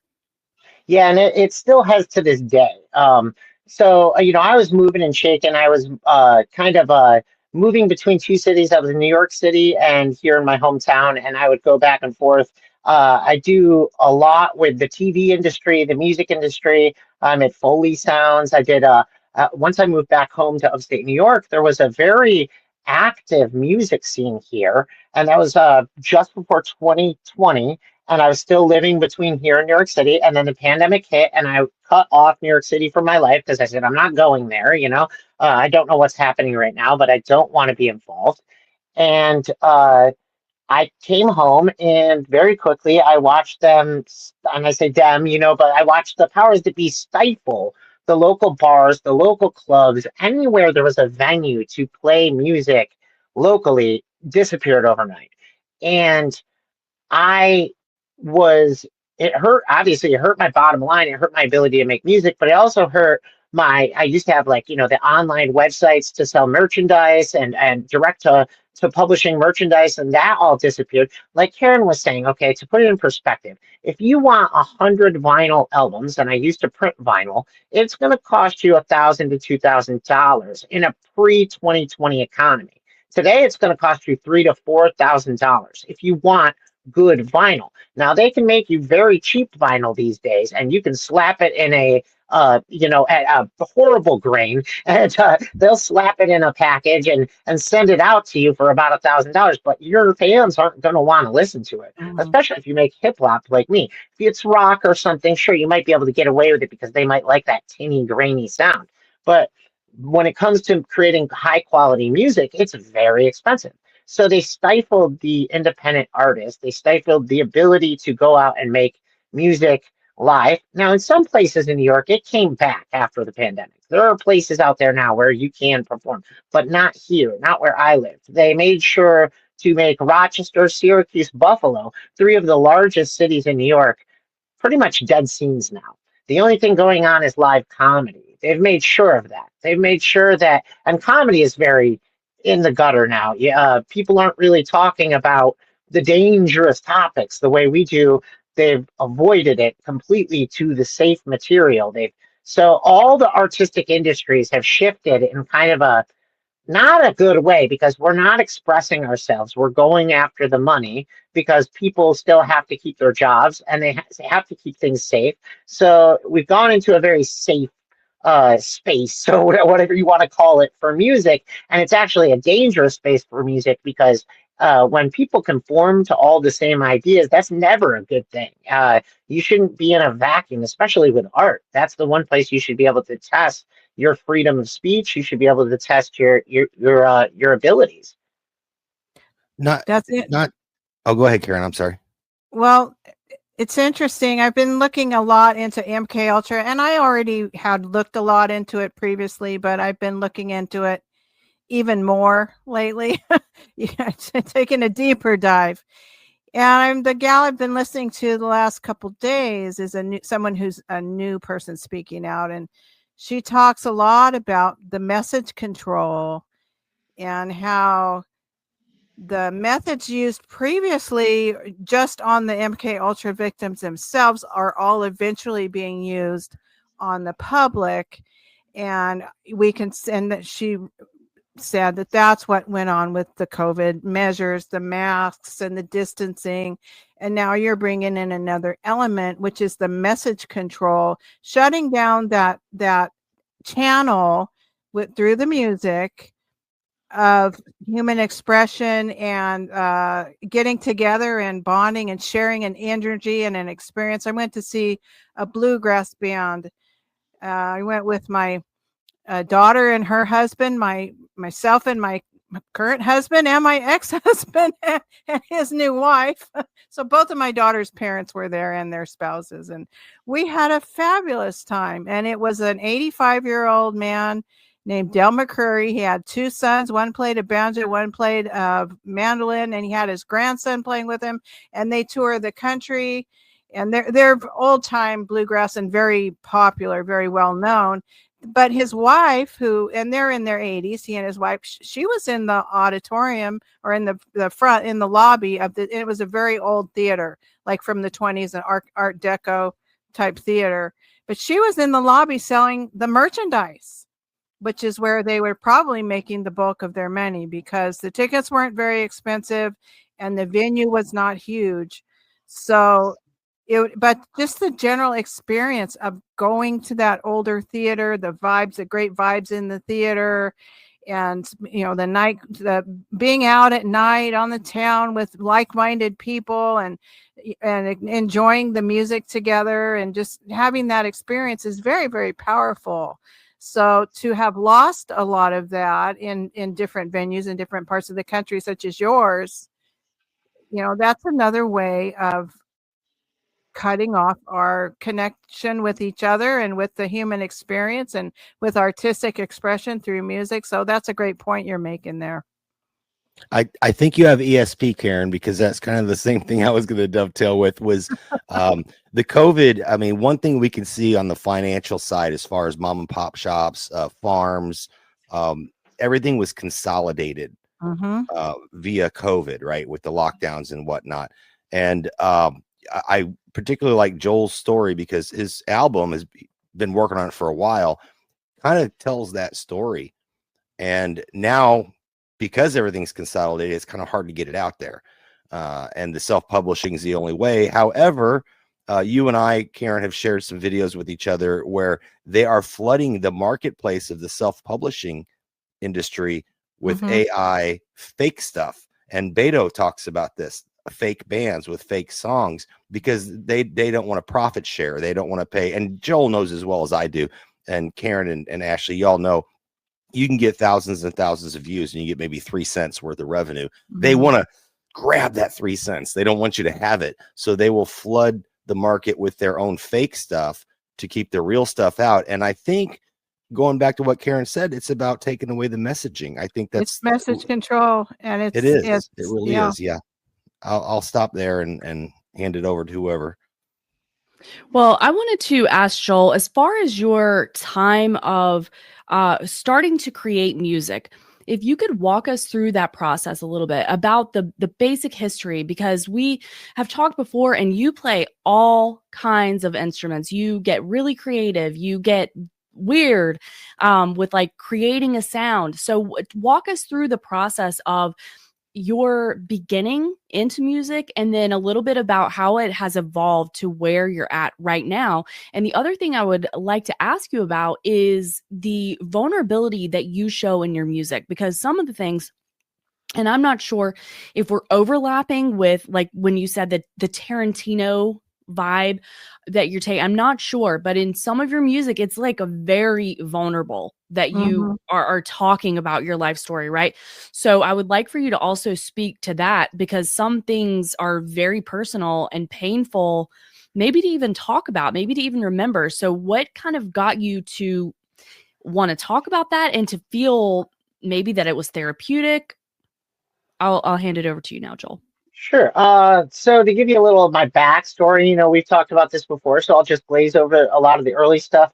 I came out, I've been playing music since I was a child in church. My dad was a drummer. I was surrounded by musicians. I grew up in a hippy dippy holy roller cult of a church. It was a cult. Look out. This was a doomsday cult, but they were Christians. They just really, really believed the end was coming tomorrow, but they had a lot of good music. So I learned to make music in church. I learned to incorporate my spirituality into my music through church. And then as I started to grow up, when I first came out, I was a Christian artist, and I would tell people I was a Christian artist.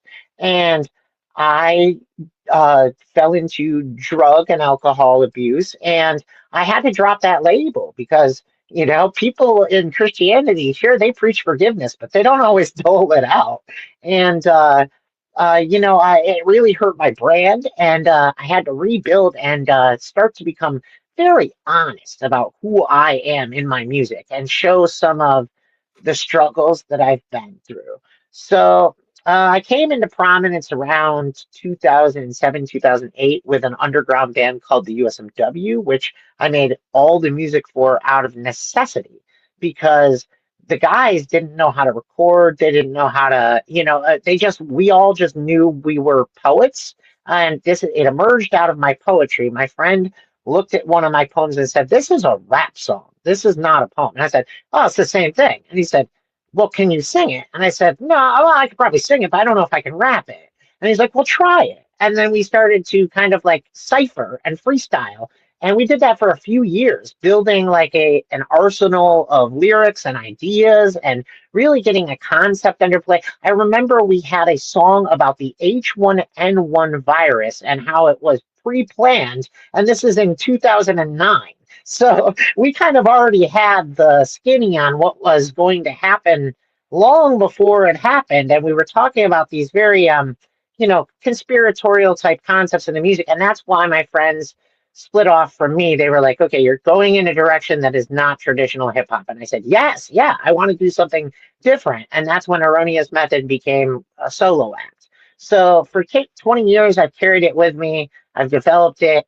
It really didn't get cooking with gas until the pandemic, though, because that's when I started to apply all the things that I've learned over the years, from working in Hollywood to the Foley music to everything. And I just said, I can do this myself. I don't need other people. And with the help of the first few albums were with the help of some industry people I knew. And then by the third album, Mars, which is about MK Ultra, it is the true story of MK Ultra from beginning to end and mind control and how we are controlled. That was the first album I took on by myself.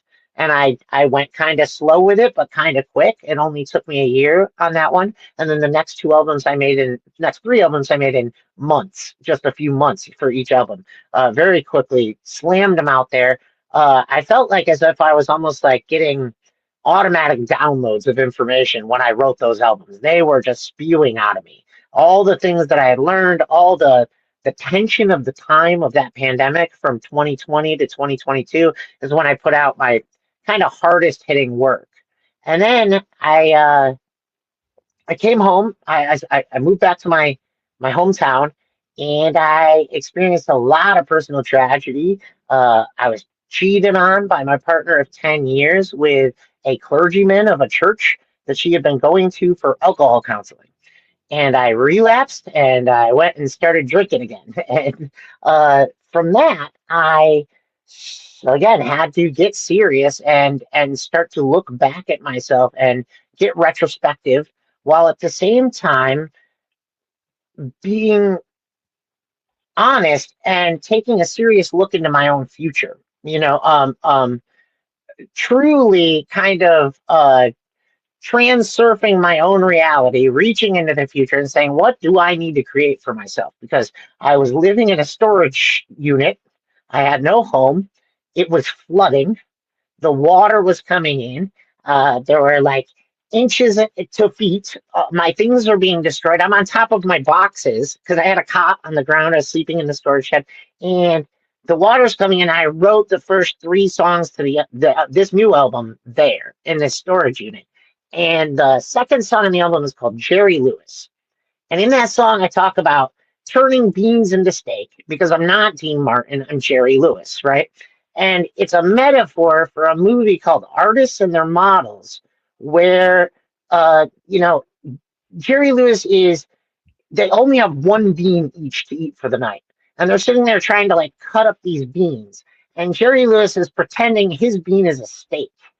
And Dean Martin says, I can't do this. And he goes and he lays down. Well, at this same moment, the couple next door is fighting with each other. And the husband says, you cook a horrible steak, and he throws it out the window and it lands on Jerry Lewis's plate. And as a kid, I recognized that as a symbol of kind of like persevere. It doesn't matter. You can create the future you want. And just because you're in a hard time or things are progressively getting worse for you, it doesn't mean you have to make mistakes. And from there, I started to get my life together a little bit. I got an apartment. I moved on to a street called Phoenix Street here in Canandaigua, which happens to be the most violent part of the city I live in. It's genuinely a ghetto. And I'm still here, and it hasn't gotten better, but I've learned enough to make this place a very bright and glowing place, even though I'm in the middle of the worst part of my city. And, I incorporate these lyrics into this new album. I talk about the loss I've been through. and I revisit the personal trauma that I've experienced. It wasn't until a few years ago on Angry Tiger's podcast that I just splurted out that I was sexually assaulted as a child. I had never talked about this with anyone. And since then, I've talked about it on over 20 podcasts. So I've become very open about what I experienced because of control. This is all about mind control, right? Even my assault as a child, it was all about control. And so that is why I'm so focused on control as an artist and who we allow to have control and how we take control ourselves. So that really is kind of like the theme and the general overview. There's a song on this album called Home that I can't listen to. I recorded it, but I can't play it back for myself because I bawl every time. I can't play it because I had the opportunity to go back to my childhood home and I got all these repressed memories and it hit me hard. And for months, I couldn't do any work, which is also one of the things that stalled the album up because I was going back and having to deal as an adult with all the things that I locked away and refused to look into. And so many people have these experiences hidden in themselves, and they're not willing to come out and talk about things open and honestly, which is why my music had to get really truthful really quickly and admit what I did wrong in my life, but also the things that have been done to me. Sorry. Go ahead. Sorry. Ashley. Go ahead, Real quick. As far as the vulnerability, as far as allowing yourself to be vulnerable and talk about this for you, what did that take? What made you decide that this is what I need to do in order to, I don't know, for healing for myself or to help other people or to make the point that I'm trying to make? Because I think that maybe you're kind of oscillating between all of these things. Like you do get some healing, but you also, like you said, you also, some of that like tears open a wound in a way. So it's not complete healing, but it is kind of all of these things together. So what made you decide to just start talking about what happened to you and feeling comfortable enough to put that in your music? I think it was everything at the time. It was everything. It was a culmination. It was I was on a podcast the night I got the Dear John letter with the occult priestess, and she kind of like told me, like, you're gonna go through a journey you haven't even begun to enter yet. Yeah, it's gonna start soon. And I left the room from that podcast, and I found the Dear John letter, and it ripped me open, and I went and binge drank again for days. I mean, weeks. I lost myself, and when I came back out of that, it was being homeless again, sitting in a storage unit and going like, and God, right? I had to face the Almighty on my knees because you can't look at him or you're going to die. And admit that I am an imperfect being and I have fallen short of the grace of God. And also, I realized there are way too many people out there hurting, and I lost the only person I cared about. Like, my partner of 10 years, the only person I ever cared about. And from there, I went and had a one-night stand, which I've never done anything like that in my life. I would never do that. I went into a bar. I was intoxicated. I went home with this girl. We had a child. I'm going through paternity now for this child. And so having a baby that also I have not been able to be a part of her life, and being a Christian and believing that I know I did wrong.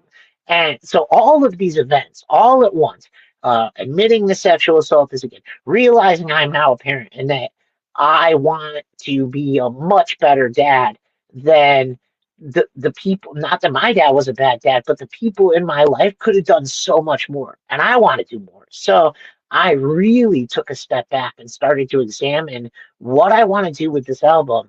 And that's why it comes in like a punch to the face and it goes out like a whimper, because it's designed to make, hopefully, you, the listener, A, know who I am as a person, but B, also look into your own thoughts and processes and your personal pain, because we all have something we haven't dealt with. It's taken me a couple of years now. The 3 years I've known, like for instance, Jason, the first time you and I talked, that was the beginning stage of this process. So the people I've met online have been a huge part of my willingness to come out and say, oh, there are people out here. And it might not be your best friend from next door, and it might not be your family. Maybe they don't even care. But there are people out there that will listen to what you have to say. Even if it's a crazy idea like chemtrails or, you know what I mean? Like, there are people out there that are willing to listen to what you have to say. And the whole album kind of like culminates in a track called I Wish You Cared, which is like about that exact concept. Like, I really wish you cared. But unfortunately, a lot of people don't. Well, I do want to jump in here real quick, Karen, if that's okay. Sure.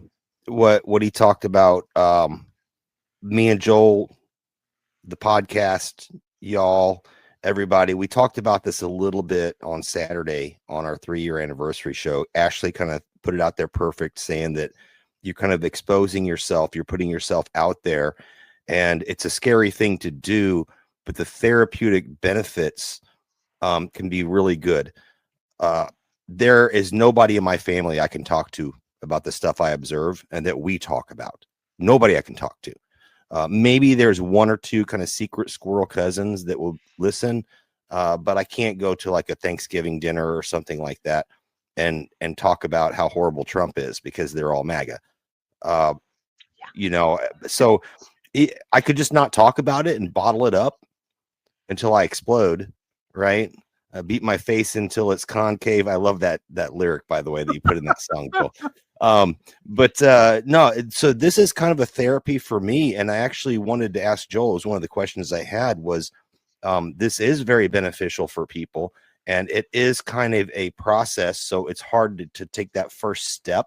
But once you get out there and start becoming more comfortable with talking about things with strangers, sometimes it has to be, or just putting it out there in the form of art, painting, music, whatever, to get it off your chest. How does one start? I mean, where's our first step, and what's the benefits? Like I'm getting a lot of benefit from doing this. Number one, I'm getting confidence. So if I go in front of a crowd right now, I can talk. Probably 2 or 3 years ago, even with Army training, I still had a hard time doing that. But you know, picking up tips from Ashley, Karen, Tiger, how they do things, watching myself, learning better and better. My brother's actually in some kind of a thing. He calls it the Toastmasters or whatever. But he does that. And that's what they do is they're training people to be able to speak in public. And he was in the Air Force. So that was kind of a big thing that he would bring his soldiers into to learn to be a good instructor or whatever. But anyway, yeah, where should people start? You know, as far as and what's the benefits, I guess? Let me bounce that back at you. Actually, I mean, look at how you guys started, right? I mean, you and Tiger had a mutual connection through David Knight, right? So that's somebody you both like. So start with a mutual connection to something you enjoy, right? It could be art, it could be music, it could be podcasting, and find people of like connection and start to talk to them, right? You guys had a comment theme going. You said at one night, hey, let me try something real quick, and you shot a live video, and that's the first episode. And so you don't have to make it elaborate right off the bat. It will come with time. You will learn to produce. You will learn to get your guests or whatever you're doing. When it comes to art, the first step is start with somebody else's words. I very often will take a quote. One of my favorite songs on this new album is called Rise and Fall. And it comes from me watching a family of bluegrass musicians on a corner in Washington, D.C. They were homeless. They had ratted up clothes. They were playing the song from that I know Jason likes from what was the movie?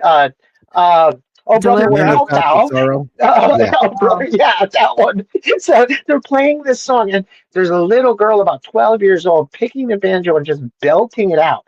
And I stood there for a good 10 minutes, and I wrote the song Rise and Fall when I got back to my hotel room, because this is January. It's Washington. Sure, it's not as cold as New York, but it was cold.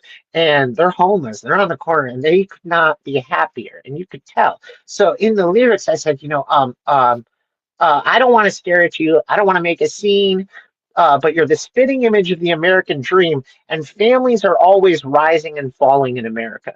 That's Hawthorne, right? I took Hawthorne's line. It's not my line, but I had that. I saw that. And I immediately thought that Nathaniel Hawthorne line, because that's what he was trying to point out, the economics of here are these insanely talented people.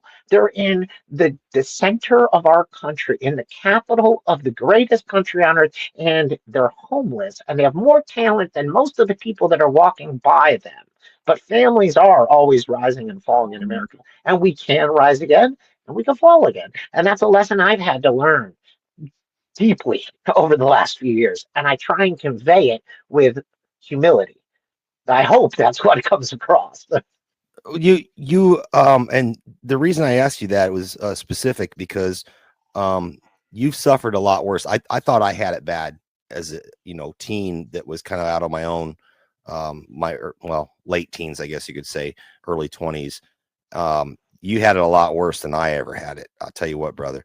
But a lot of people had it bad throughout COVID. And the reason I asked you how people start, where they should start, where they should go, from your perspective, because you've been through that journey, is because people are going to get amnesia, right? COVID happened. We've seen a lot of people, as you just said, a lot of families are rising and falling, and it really accelerated throughout COVID. And even after COVID, we see the consolidation, the destruction, farms, mom and pop shops, everything's being consolidated to a control network, right? So I think people are feeling the same thing, but they don't know how to express it.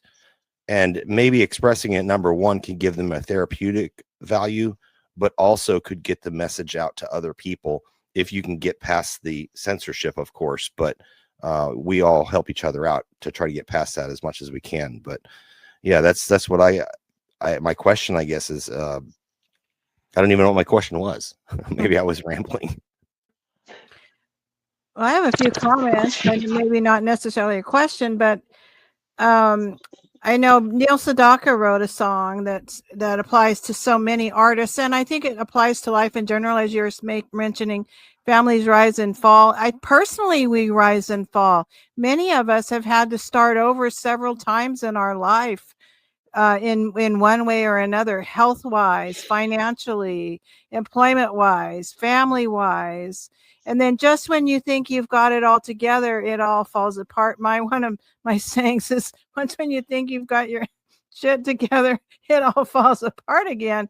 That's just the way things are. That's life seems to go in these cycles, and with civilization too. So Neil Sedaka had a song, I Miss the Hungry Years, the lovely long ago, the once upon a time we didn't have a dime, looking through my tears, I miss the hungry years. So a lot of times I think that, we think that we don't have it well and that we're struggling. But if you look at those times, especially if you have a family or a partner or some good friends, and you're struggling through those times together, and you actually are on a journey together, that's to me, that's really what life is about. And I think it's important to enjoy the small triumphs and the one step at a time. And it's an opportunity for growth that we all have. And also recovery is a journey. And so in a way, it sounds like you're going through some recovery program generally, and that's what, the 12-step programs, and people have their criticisms about 12-step programs, but basically they're grounded on having to face yourself, having to turn over your power to some degree, and face your creator, and move forward and make apologies and take a look at those things that your issues have caused throughout life. So really, we can't really deal with our problems until we actually look at them. So I commend you for having that fortitude to look at your problems and deal with them head on. And you've really been through a lot. And maybe perhaps some people may not want to express themselves or don't have the talent to express themselves through music, but your personal expression will help them. And I think that's why so many of us enjoy music. And I've always been into lyrics and music, but the lyrics are important to me. is because I haven't written those songs or lyrics. I don't write poetry, but I'm so thankful that I can see some commonality or feel some feelings I may need to deal with through other people's lyrics and other people's expressions. And I think that's why we enjoy poetry and books too, because we all do have some commonalities. So those are just some comments I had, and I'm glad that I hope that you're moving forward and you're feeling better. And I really am looking forward to listening to your album. Thank you. Should we put it up on screen and show? That sounds like a great idea. Maybe play a clip or two. Yeah. So the reason I asked Erroneous to come on was because he posted this over on Twitter. This is the album that'll be dropping this Friday, correct? Correct. This Friday, it should be on all streaming services. Okay. So yeah. So I got a couple sneak previews. I think you said on your what was it, SoundCloud, it's already kind of there track by track. Yep. So I always release everything as I publish it. So you can find most of the tracks from this album on SoundCloud or YouTube. Okay, so we have his YouTube here. So check this out. We got Erroneous Method on YouTube. There's actually 2 channels. One's Erroneous Method something. I forget what the tag on it is, but you have like 1 video there.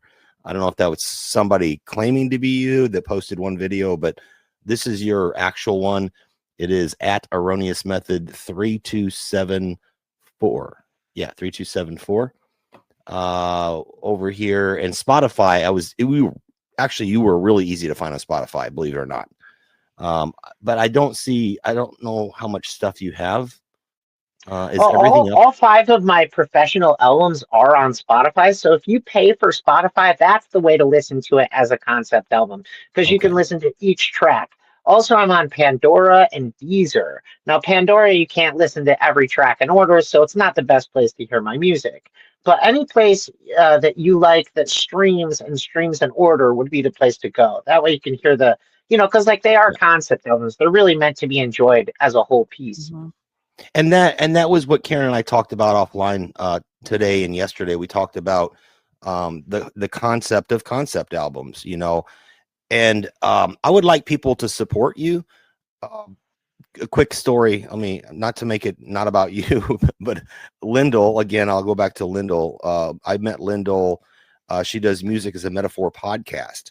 And I was working with her on some tech issues when I was helping Billy and Tony out with freeworld.fm. And she was a podcaster there. And I got to know her very well. You've been on with her, Joel. We did the music episode. And then the last time you came on, she was supposed to come on, but something came up. So we had her on separately. But she's a wonderful lady. But anyway, I did buy her album, and I would suggest that people go ahead and spend the 10 or 20 bucks or whatever it costs to buy the album and sit and listen to it front to back. It literally, her album, kind of in the same spirit as your album, which I suspect your album will be, is a story told that can help you overcome adversity, to learn how to deal with life and understand you're not alone. And that's the personal connection that Karen often talks about, is the personal connection through music. I listened to Lyndall's album one night. I was working on some graphic work, and I have questions for you on that. Don't let me forget, Karen. I have some questions on them for production side. Okay. I wrote them down as bonus questions, but the thing is that I literally listened to it while I was working on some graphic work for the show and for some other people I'm helping out. And I stopped and I shut down everything I was doing and re-listened to the entire album. So I listened to it back to back. It was that powerful. She starts, her first song is, we actually used it as the intro when she was on last, The Spirit of Community in New York. I forget the title of it, but at her final track on that album was I Dared, right? So she basically is saying, I dared to do this, to put out all of myself out there for others, for herself and others, so I really appreciate that. And again, I'm not trying to make it about her, but I just really appreciate it. I'm expecting to see the same thing from your album. That's what I'm expecting, brother. Well, thank you. That's big shoes to fill, because she really is a qualified musician. Very well done. Yeah, I like all of her music actually. I did not buy the album, but I did preview it, and it's really good stuff. Yeah. Everything I heard from hers was phenomenal. You know. Yeah, she has some pretty good folks to help her out, and that was part two question. I hate to cut the ladies off, but the part two question was production side. It's a good segue right here because Lyndall has some really good videos she's put together, but she has camera people and she has things like that. My question for you is: you seem to be like a solo guy. I know the feeling, bro, because I've been a solo guy. I mean, we got the ladies that host; they're great. Everybody helps out. But when it comes to the graphics and the producing and stuff like that, until recently, I was pretty much doing it solo. What's it like, and how hard is it for someone to get in? Again, going back to expressing yourself, giving an opinion. Maybe it's therapeutic for whatever reason. Maybe it's a way to tell someone in your family something that they won't hear anyway, but you can put it out in a musical format or a poetry format. How much work do you do on your own, and how much help do you have, I guess, is the question I have. At this point, for the last 3 albums, maybe 4 albums, I have been completely independent. I do every aspect of the album, start to finish, by myself. I even record myself, which you shouldn't do. It's bad audio teching. But I do literally everything myself. Yeah, all the samples are me. All the musicianship. I have relented on this new album. I instead of going out and buying a multi-$1,000 early Moog, I got a Moog emulator to create the synthesizer for the Venus a title track. But other than that, I have stuck to my rule of no computers because, it's not really a computer because I still had to play it. I had to plug in a MIDI keyboard and still play it on the keyboard. So I don't count that, but it was the only exception to the rule of, yeah, everything is me. It's done from scratch, beginning to end. It's a lot of work. It takes a lot of work from the idea of a song popping in your head to the development of the song. In the mid stages of my albums, I was just pumping stuff out very, very quickly. And it's because it's the passion. It was coming to me. I was embattled. I was in the middle of this grief and this tragedy, and I was letting the raw emotion and the skill of 20 years of writing poetry just flow out of me. But that doesn't necessarily come naturally. That took 20 years to get there. So I guess the best thing for anybody that's interested in doing this, any kind of production, is start small and fail. Don't be afraid to fail, because I had to fail thousands of times before I even got one song that sounds good. Go back to my Bandcamp and listen to some of my early instrumental albums. They're horrible. They're awful. It's not even digestible music. A lot of it's really bad.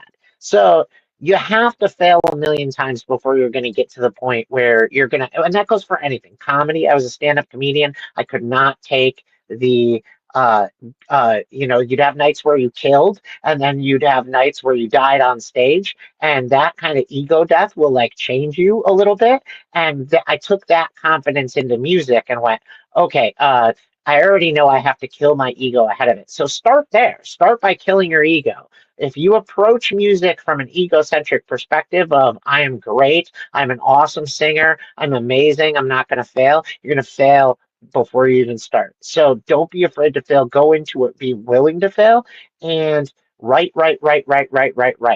Constantly be writing. Just start writing. Get a notebook, get a Moleskine notebook, get a computer tablet. I often will, I'm quite dyslexic, so I speak to talk most of my text into my phone, and then have an editor later look at it and make sure before I publish it that I actually wrote what I thought I wrote. So, when I self-published my book, it had to be gone over 3 or 4 times before it was, available and digestible, because, I misspelled things. So yeah, don't be afraid to fail. Don't be afraid of your own weaknesses. And just start your production simple. It's very easy now to put out your own music once you do create it. You have DistroKid, you have CD Baby, you have all these self-publishing options. So start simple, learn an instrument, don't be afraid to take criticism, and don't do what I did and go it alone. It's not worth it, and it really will ostracize you and put you into a category that you don't want to be in, because the whole point of music is to kind of be together and with other people. And I spent way too long in the trenches by myself before I found, well, like guys like you and the internet community that now backs me up and shares my music and enjoys it. So find people along the way and don't be afraid to take criticism. Very well said. Blown away. Yeah. Blown away. Well, that was everything I had, Karen. I'm pretty much well, I wanted to ask you about the graphical work, because if you need help with graphical work, I actually love doing that stuff. I will do it all day for free. So if you need any work done, hit me up. It's about community, right? Sense of community. And if you need anything, let me know. I'm helping some other friends out too. I won't put them out there, but that's kind of why I had the question about, do you do this alone? Because I know how much of work it is to do it alone. But I've got some tools now and some methods and some templates that I can actually get some graphical work done pretty dang quick right now. So hit me up, brother. Yeah, will do. That's again, thank you for the offer. That's something I need to start doing more of, is being able to rely on and outsource some of the jobs again and not be so much of an independent musician, so that the next album doesn't take 3 years. I noticed that a lot of your, well, I listened to a few of the songs that you have up on YouTube, and I noticed the themes, like the factory theme. It's about what's the line in the beginning of the factory song? It's hard to when you're sniffing the glue. Sometimes it's hard to write the blues when you're always high on industrial glues. There you go. There you go. That's basically, and I thought that was that was a new twist and very ingenious on the themes that have been brought through from the past, the people working in the fields, or Bruce Springsteen had a song called Factory on I believe it was Darkness on the Edge of Town. So that would have been in around 1980, 1978. It was about factory life, and factory takes his hearing, factory gives him life, men. Early in the morning, factory whistle blows, cries, men walk through these gates with death in their eyes, and you just better believe, boy, somebody's going to get hurt tonight. So it's the same things about how factory life, you make a basic living, but it just strips the life out of you. I thought that was a really interesting twist on an old theme, that so much of human experience is the same things over and over, but we all go through those things, and we all tend to benefit from sharing those experiences. And so I'm glad that you found an outlet and the tools and are on this journey and sharing your experience with other people. I'm not feeling that great today, so I'm not on my game, but luckily Jason and Ashley and you are. So it's been a great conversation. I appreciate it. I actually had that song queued up to preview, Awesome. and we didn't play. Great. So let's play a little bit of, if y'all don't mind, we'll play a little bit of his music. Factory Glue, right? Like snipping on it. Oh, it's funny. Sometimes it's hard to write the blues when you're always high on industrial blues. Folks round here always say life is what you choose. But oh God, that factory life will make you lose. Sometimes it's hard to write the blues when you're always high on industrial blues. Folks round here say life is what you choose. Oh God, that factory life will make you lose. I like this one too. Let me drop this one.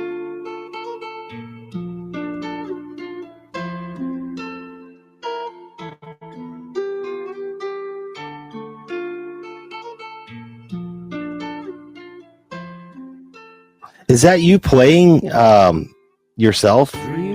Yeah. That's beautiful.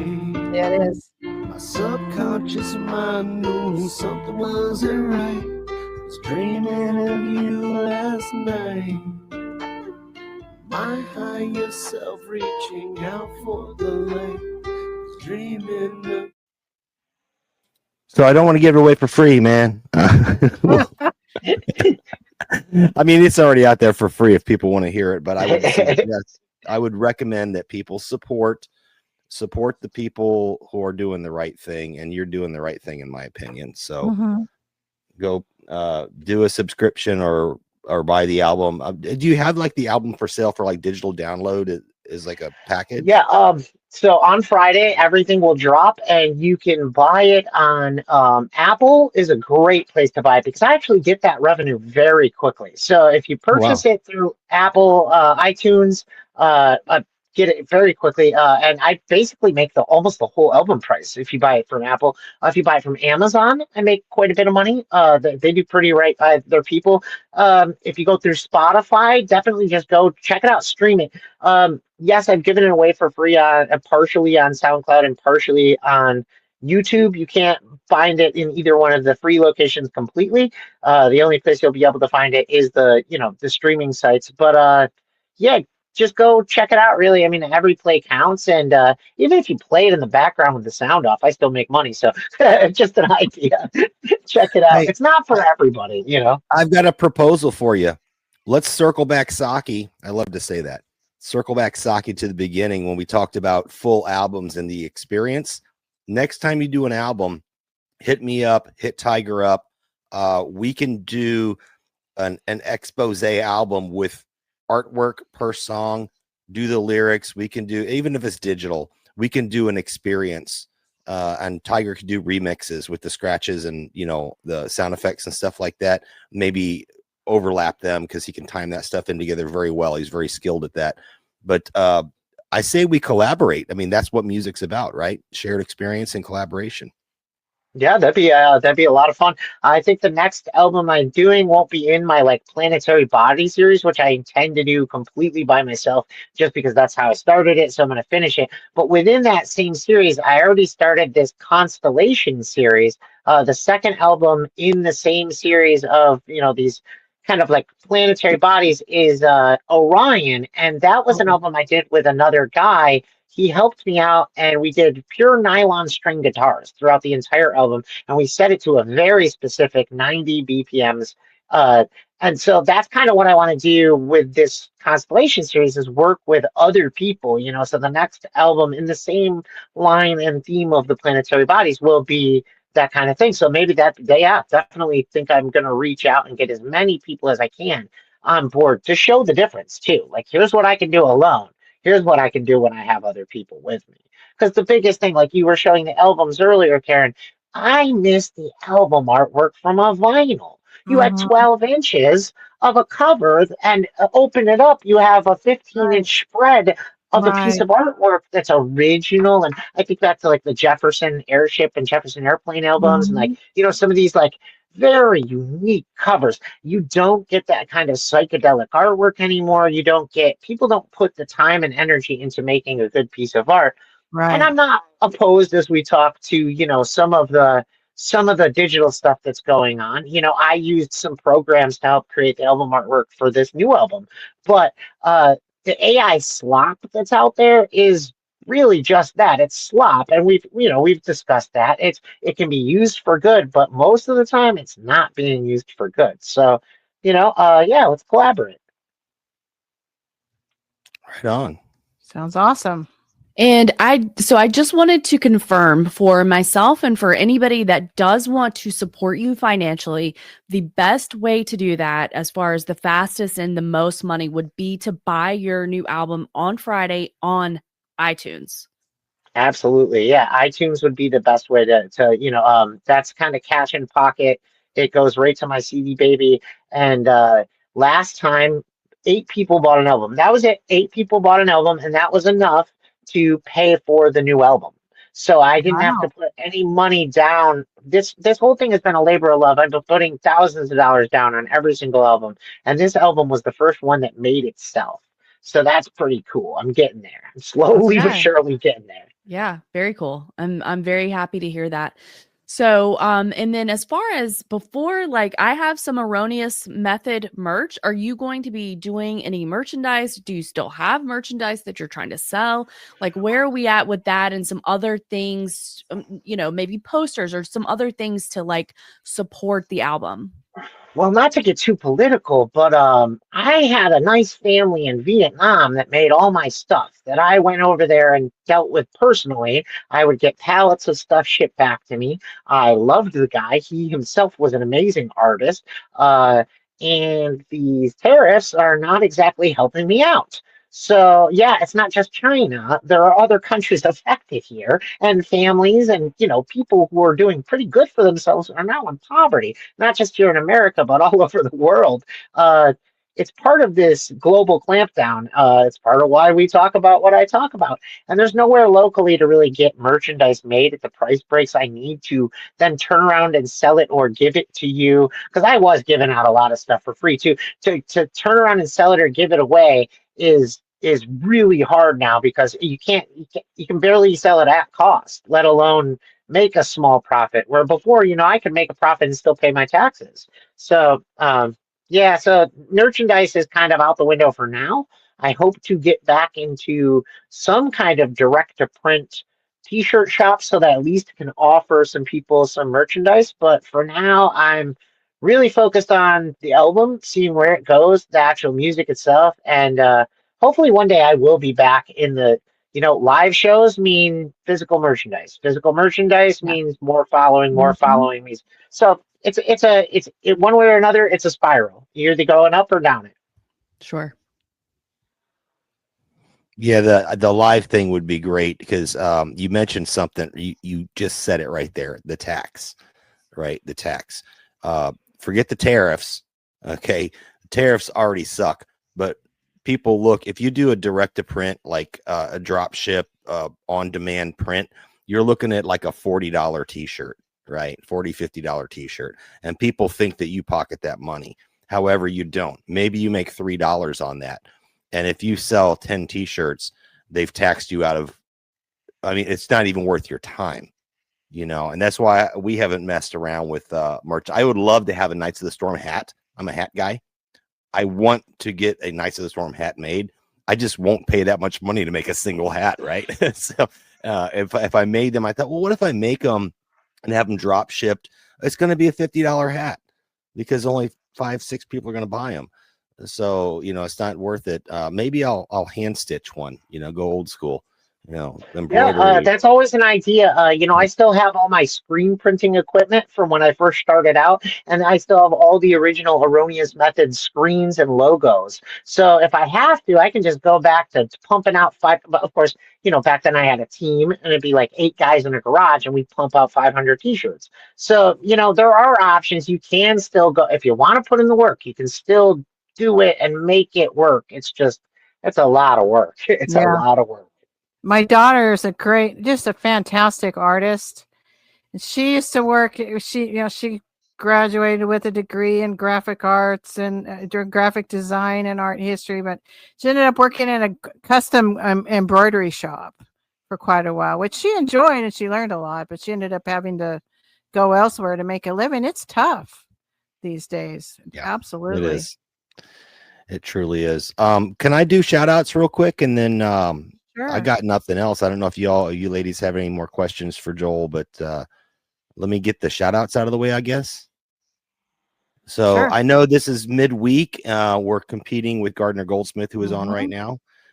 So it was just a show. Like I said, we wanted Joel on before his record drops, and we're scheduled out for the next several weeks. So we had to get him in now. We are going to replay this on Saturday after Karen interviews Zoe, part 2 of the Zoe interview. She's phenomenal, by the way. Yeah. And this will be really great follow-up to kind of be lightening up on the, talking about the music stuff after we talk about the COVID death shot and all that stuff. So I think it'd be a good follow-up. But anyway, we had Sylvia came in. Be available then. Say what? The album will be available by then. Yes, the album will be available. So this will be a good time. It'll be the day after the release, the day after tomorrow. So yeah, we had, I was happy to see some people show up. So we had Sylvia come up in there, and this is just the Rumble chat. It looks like we have a few people watching over on Twix as well. And I can't see who you are if you don't leave a comment, but thanks for watching over there. But Sylvia's in there. Melanie is in there. What's up, Melanie? Melanie is a female member of the night team. I got to be careful what I say because remember what last time I said the ladies of, yeah, I don't want to go there because it was a mess up. But Arisha M's in there. Hey, Arisha, hope you're doing well. Hope your horses are doing well. Dustin Helms in there. Brian Deb McCartney. That's Brian and Deb McCartney is in the house. Greg Talent's in the house. And then Skunk Hollow Rose Gardens, which we know is Michelle Obama, is in the house. And oh, thank you. Thank you, Ashley. Don't forget to like and subscribe and to share the show.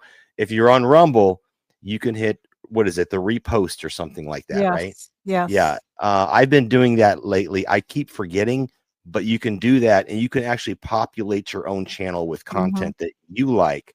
So you could basically, without ever doing a show, you could build out a channel. Just something to think about. And people do that all the time. They do. And I don't know if they make money on it, but it's at least cool, possible. you know? Yeah. All right. Well, that's it. I'm done, ladies. I'll hand it over to y'all and we can go where we go from here. It was great to see you today, Joel and Ashley and Jason. And as I said, I'm not feeling the greatest, so I'm just glad to be here and to contribute little little chunks here and there. And I'm really looking forward to listening to your album. Really looking forward to it. Yeah, same here. And I think that I'm happy that we did do, because Jason said that this was kind of last minute, but I'm very happy that we were able to come together, do the live show to support Joel. Joel, you know, I'm pulling for you and have been for many, many years. So I'm looking forward to buying your album, supporting your work. So happy to have the opportunity to speak with you today and, you know, see you doing well. And, you know, continuing doing what you love. So I'm very happy for this experience, and I hope that everybody will join us in supporting your work. So thank you so much. And best of luck in your various battles personally. I did have one last point. Truly. I didn't catch it last night, but you were on with Chuck Ocelli last night, which you posted a link on your Twitter. Again, your Twitter is Erroneous Method over on Twitter. I need to go check that out. I was actually busy doing something else. I wanted to catch it live. I didn't. But where else are you coming up so people can hear? Because other people may have different questions for you. But I know you're doing a lot of appearances, like a round table. Yeah. So you know, I'm open to anybody else who wants to have me booked. Currently, I don't have anything scheduled, but if you want to slide me in, please do. You know, these kind of appearances are how I gain any fans at all. And, you know, my fan base is very small, and I think they do kind of limit and clamp down on what I can do. But it means the world to me that you guys had me on and continue to have me on. And, you know, we all kind of came up and started in the same time frame of, like, you know, really getting serious about fighting back against the powers. And I need you guys, and I appreciate you guys. And yeah, go check out that conversation I had with Chuck. We got into some pretty in-depth stuff. Talked even about Charlie Kirk, which is something I haven't talked about yet publicly. So you know, it's tough when you know you meet somebody and then they're not there, but also you don't always agree with them. So yeah, check out my stuff. Nice. All right, Karen, I don't know. Do you want to close this out? Final thoughts, maybe? I don't know. Well, it's interesting. I'm looking. I now you've piqued my interest. I'm interested in your take on Charlie Kirk and on the Chuck Ocelli show. That's a great show there. So congratulations for your appearance there last night. And I'm looking forward to seeing everybody on Saturday morning. I'm interviewing Zoe for the second time, part 2. So if you have any questions for Zoe, please shoot them our way. Knights of the Storm. The email's down at the bottom of the screen. Anything else, Ashley? I did have one quick thing, actually. Joel, are you still podcasting? Because you have had a couple of projects in the works, so I wanted to shout those out if you are. So the problem with my podcasting is the same problem that hit my CD Baby. They do this 2-factor authentication thing. My number changed, and I cannot get into my Shut Up Joel account. So I wanted to relaunch. I thought about creating a whole new title and name for it. And then I went back and forth on that. So yeah, I'm interested in getting back out there. What I really need is a co-host, and I think I did find a gentleman who will compliment me really well and play the, you know, the straight side to my crazy, which I Your really need. everyman. But I also, you know, I'm kind of looking for a booker. I work constantly. I have a physical job now where I work 70 hours a week, and I'm also writing the music constantly and stuff. So it's very difficult for me to, as much as I love all the guests I've had on, and I curated everyone very carefully myself, it's really difficult to kind of like book them, do the research, do the in-depth, you know, because I was doing kind of the higher side chats thing where I'd read the whole book and I'd, you know, really dig into my guest and figure out who they were before I had them on. So, as much as it's a labor of love, and I love interviewing because that's one of my favorite. I love to sit in the interview seat. I love to ask the questions that nobody else asks, and people always tell me that, like, "Yo, you ask the questions a lot of people aren't asking." But the problem is, it's a labor of love. It's time consuming, and like Tiger always says, time is your most valuable commodity, and that's something I've had to go look back at over the last few years. How useful is my time? So I'd love to get into either a co-host position or build a team around me where I can go back and start podcasting again. But for now, it's defunct. But those episodes that I did are kind of evergreen episodes. You can go back and listen to them. They're still pretty good. Even a few years later. And you can find Excellent. the links to those episodes, the Shut Up Joel podcast.